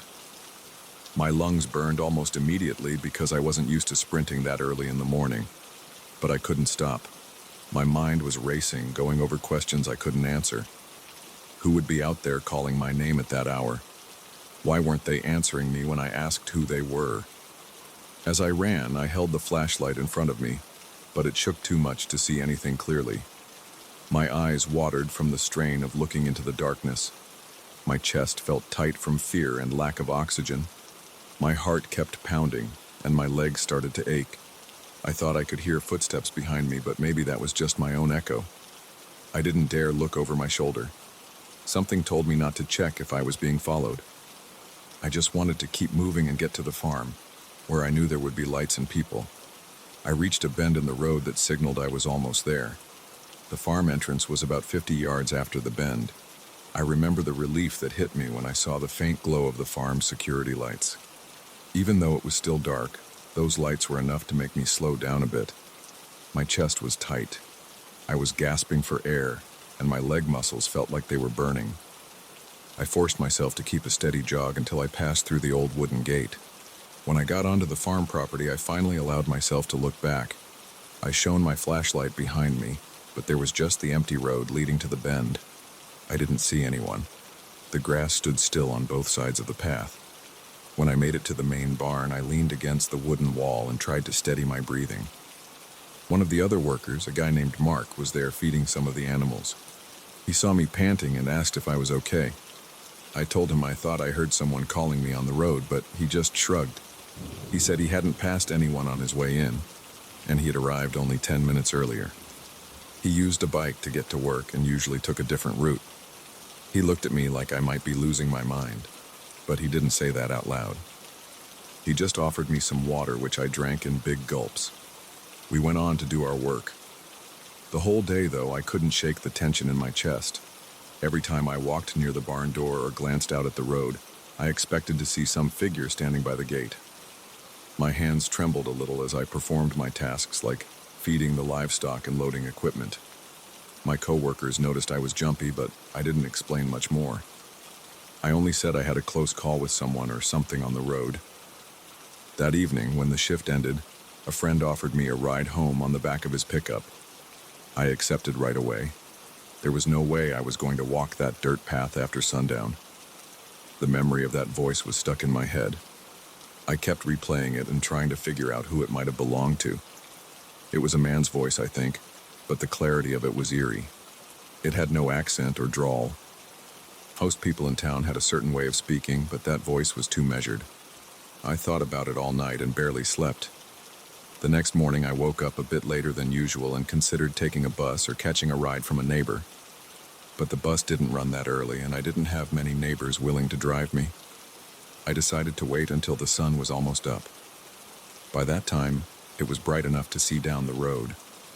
I kept looking for footprints or trampled grass by the spot where I'd heard my name, but I couldn't see anything out of the ordinary. It was just the same grass, the same dirt, and the same open stretch of nothing. For a few days after that, I still felt uneasy whenever I was on that road. I'd keep my ears open for any sound. My senses were on high alert, and every little rustle made me jump. But I never heard the voice again. There was no evidence that anyone had been out there. No one I asked mentioned walking that road at that hour. My coworkers thought maybe I'd been spooked by an animal, or maybe I was just exhausted and imagined it. I didn't buy that. I know what I heard. It wasn't a random noise or an animal call. Someone or something clearly spoke my name. It wasn't loud, but it was distinct. And it happened twice. That second time it was much closer, like the person had moved through the grass to get near me. I can't explain it, and I won't try to make sense of it anymore.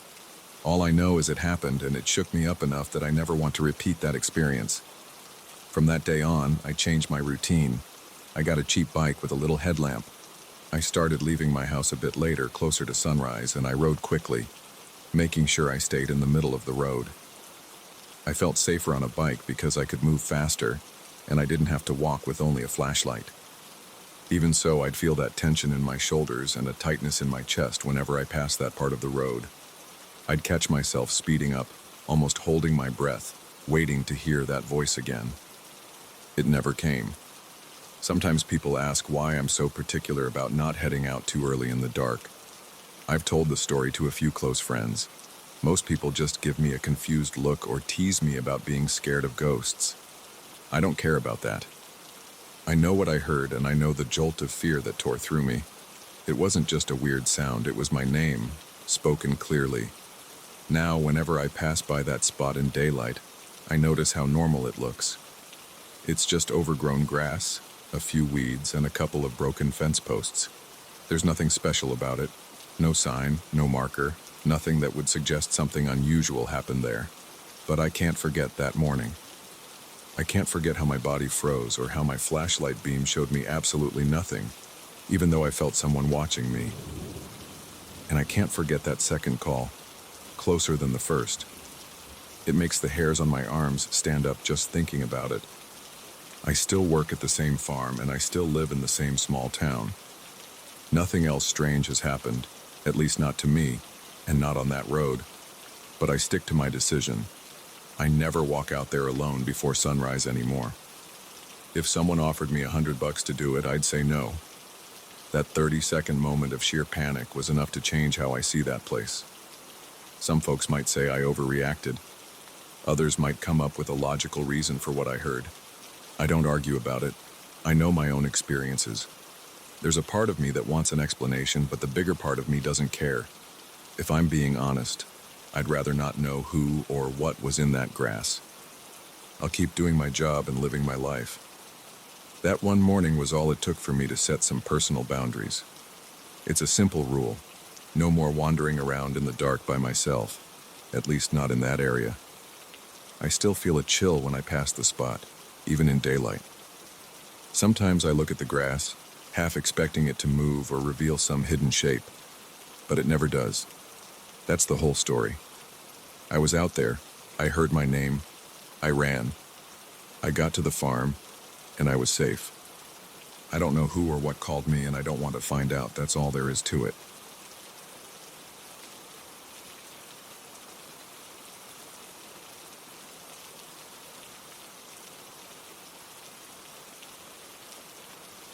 I never expected a brownish stain on my bedroom ceiling to ruin my nights, but the first time I saw it, I felt a tight knot in my stomach. I was brushing my teeth in the evening. I walked into my room and noticed a patch of dull, dirty-looking brown near the corner of the ceiling. It wasn't very large, maybe the size of my hand. I looked around for any sign of a leak. The walls were dry. There was no dripping sound. I got a chair, climbed up, and ran my hand over the spot. It felt cool, but I couldn't detect any moisture. I went to bed thinking it was just some weird discoloration or maybe old paint. I didn't give it much thought until I realized it was getting bigger every night. The next day, I woke up and checked the stain again. It looked the same size as before, so I shrugged and got ready for work. When I came home that evening, it appeared a bit darker. I turned on the overhead light, stared up at it, and tried to see if it had spread. The edges seemed fuzzy, like it wasn't just a perfect circle. It bothered me, but I had dinner to cook, so I left it alone for a while. Around 10 p.m., right before going to bed, I looked at the ceiling again. That's when I noticed something that made my heart pound. The outline looked vaguely like a person. I could see a curve that resembled a shoulder or an arm. My pulse sped up. I stood on my bed to get a closer look. The shape didn't smell like mold. It didn't feel wet. It was just a darker shade of brown in that odd outline. I lay down, staring at it, waiting for something to happen. I wasn't sure what I expected, but my thoughts were racing. Eventually, I dozed off. I woke up at around 3 a.m., feeling heavy in my chest. The room was quiet, but I swear I felt a tight pressure around me. My forehead was damp with sweat, and my throat felt dry. I opened my eyes and looked right at the ceiling. The shape seemed bigger. It was definitely larger than before. I got this prickly sensation across my skin, like my body knew something was off. I flipped on the lamp by my bed. The light revealed the same humanoid outline, only now it extended a few more inches toward the center of the room. I didn't hear anything unusual, but I felt uneasy, like I wasn't alone. I sat up, trying to slow my breathing. I told myself I was imagining things. Eventually, I lay back down and forced myself to sleep. In the morning, it looked smaller again, almost back to the size of my hand. For a week, this pattern repeated. Each night, the shape appeared to stretch out. By morning, it would shrink. I called a friend who knows a bit about home repairs.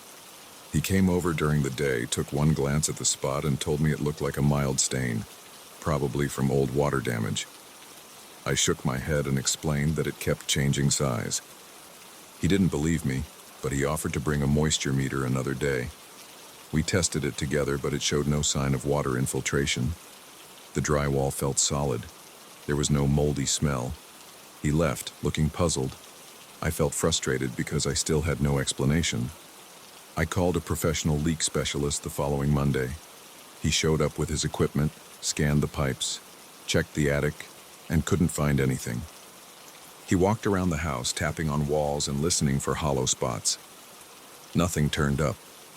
He told me, maybe it's just a cosmetic stain. Patch it up. But I told him it was changing shape at night. He just shrugged. When he left, I felt more uneasy. I was on my own with this weird phenomenon. Over the next few nights, the stain continued to shift. Sometimes, late at night, I would wake up feeling a heavy sensation in the air. I'd sit up and see the outline stretch closer to where I was lying. My skin would break into goosebumps. My mouth would go dry. My heart would thump so loudly in my ears that I was sure someone outside could hear it. I tried to ignore the urge to panic. I'd switch on the lamp, watch the shape, and it would stay there, unmoving. Then, a few hours later, I'd check again, and it might be a bit smaller, or sometimes it stayed the same. After a few days, it would fade entirely until there was no trace left. I would breathe a sigh of relief. I thought it was over. But then, maybe 2 weeks later, the stain would appear again in a slightly different corner of the ceiling. I started losing sleep. I tried to record the changes by taking pictures, but the difference in size wasn't always obvious in the photos. I tried to mark the edges on the ceiling with small pieces of transparent tape, but that felt a little too weird, and the tape didn't stick very well to the paint. I became jumpy and tense. Small noises in the night, like the refrigerator humming or a branch tapping the window, made me flinch. I kept checking the ceiling like it was some kind of threat. I never saw it move in real time, but every time I looked at it, it seemed a bit different. Sometimes the head portion looked bigger, or the arm shape became more defined. But if I stared too long, I started doubting my own eyes, like I was looking for details that might not be there. Still, the feeling of weight in the air at night was too strong to be my imagination. My chest felt tight and I had trouble breathing, as if the oxygen in the room was thinner. One night, after a long day at work, I decided to stay up and watch it. I brewed coffee around 11 p.m. and set up a chair where I had a clear view of the ceiling. I kept the main light off, leaving only a table lamp on. I wanted my eyes to adjust to the dark, thinking maybe I'd see it change if I looked carefully. My legs felt restless and I kept shifting in the chair. Around midnight, I noticed the edges of the stain looked darker. It seemed to grow outward at a slow pace, like an expanding shadow. No noise accompanied this change. It was just a gradual extension across the white ceiling. It formed what looked like a broad shoulder on one side and a narrow arm on the other. My breathing grew shallow. My heart hammered in my chest. My hands felt cold, but my forehead was hot. I got up, walked to the bathroom, and splashed water on my face. When I returned, I could swear it had grown another inch or so. I felt my stomach churn. It was late, and I was jumpy. I turned on the overhead light, hoping it would stop. Nothing happened. It stayed there, the same shape. I turned the light off again, and it kept me company for the rest of the night. By 2 a.m., I was exhausted. I lay on my bed, facing the stain. My eyelids grew heavy, but every time I felt myself drifting off, I jolted awake and looked at the shape again. In my half-asleep state, I thought I saw it move. I felt the air turn thick. I could feel my heart rate spike. My breathing got ragged. My mind raced. I was thinking, is this a ghost? Is it a trick of the light? Am I dreaming? But everything felt too real. My sheets were damp from my sweat, and my back was tense. I kept my eyes on the ceiling until they burned. I must have dozed off around 4 a.m. When my alarm went off at 7, the shape was smaller, just like before. I went through the day in a fog. Work was a blur. My coworkers asked if I was okay. I just told them I had trouble sleeping. I couldn't tell them about a mysterious human-shaped stain. It sounded ridiculous even to me. That evening, I checked the ceiling the moment I got home. The stain hadn't returned yet. I felt relief, but it was mixed with a strange disappointment, like I wanted proof of what I was experiencing. Around 9 p.m., I glanced up and saw it again, faint at first. But there, I cussed under my breath. My chest tightened as I realized another night of tension was ahead. I started thinking of other possible explanations. Could it be some chemical reaction in the paint? Could it be the light from outside casting a shape? But the blinds were closed, and it happened every night regardless of any outside lights. I even tried shining a flashlight on it, but all I saw was that dull brown color. I considered painting over it, but I worried that wouldn't solve the problem, and something about it felt bigger than just paint. It felt like it was connected to the atmosphere of the room, feeding on my unease. Eventually, I decided to stay at a friend's apartment for a few days to see if the stain would appear or disappear while I wasn't around. I slept on his couch for 3 nights. When I returned, I walked into my bedroom. The ceiling looked clean. There was no sign of that brownish outline. I laughed out of relief. I felt tension leaving my shoulders. That night, I slept without waking up. No heaviness, no weird shapes. I thought it was over for good. But a month later, I spotted a new stain near the center of the ceiling. Same color, same gradual shift at night. This time, I tried to ignore it. I avoided looking at it directly. I played music before bed, wore headphones, and kept my lights on until I was too tired to keep my eyes open. One night, I felt the same heavy air wash over me around 2 a.m. I turned over in bed, stared at the shape, and felt my pulse spike. My scalp tingled with anxiety. I couldn't ignore it anymore. I got up, pulled out my phone, and started recording a video. I aimed the camera at the ceiling for a good 10 minutes, waiting for something to happen. Nothing did. The shape stayed still. My arms got tired and I turned off the recording. When I played it back, I saw the stain, but it looked exactly the same from start to finish. I felt a sharp wave of frustration. It wasn't showing the changes on camera. I tried to sleep again, but that oppressive heaviness wouldn't let up. My chest felt tight and my head pounded. It was a silent kind of force, like the air was loaded with pressure. I tossed and turned, and every time I looked up, the shape seemed a bit larger. By morning, it was faint, like a coffee spill that dried up. By the next evening, it was gone. I just stood there, staring at that patch of ceiling, feeling drained and confused. It's happened a few more times since then. Each time the stain appears in some corner or section of the ceiling, forms a rough human outline, then disappears after a few days. No one else has witnessed it change shape. The leak specialist found nothing. My friend thinks I'm exaggerating. I've even thought about moving out, but that seems extreme. Instead, I've tried to accept that this weird occurrence might come and go without any real explanation. It's not attacking me. It doesn't cause physical harm. But the feeling it brings is unsettling enough that I dread the sight of that brownish spot. I've tried everything I can think of to document it.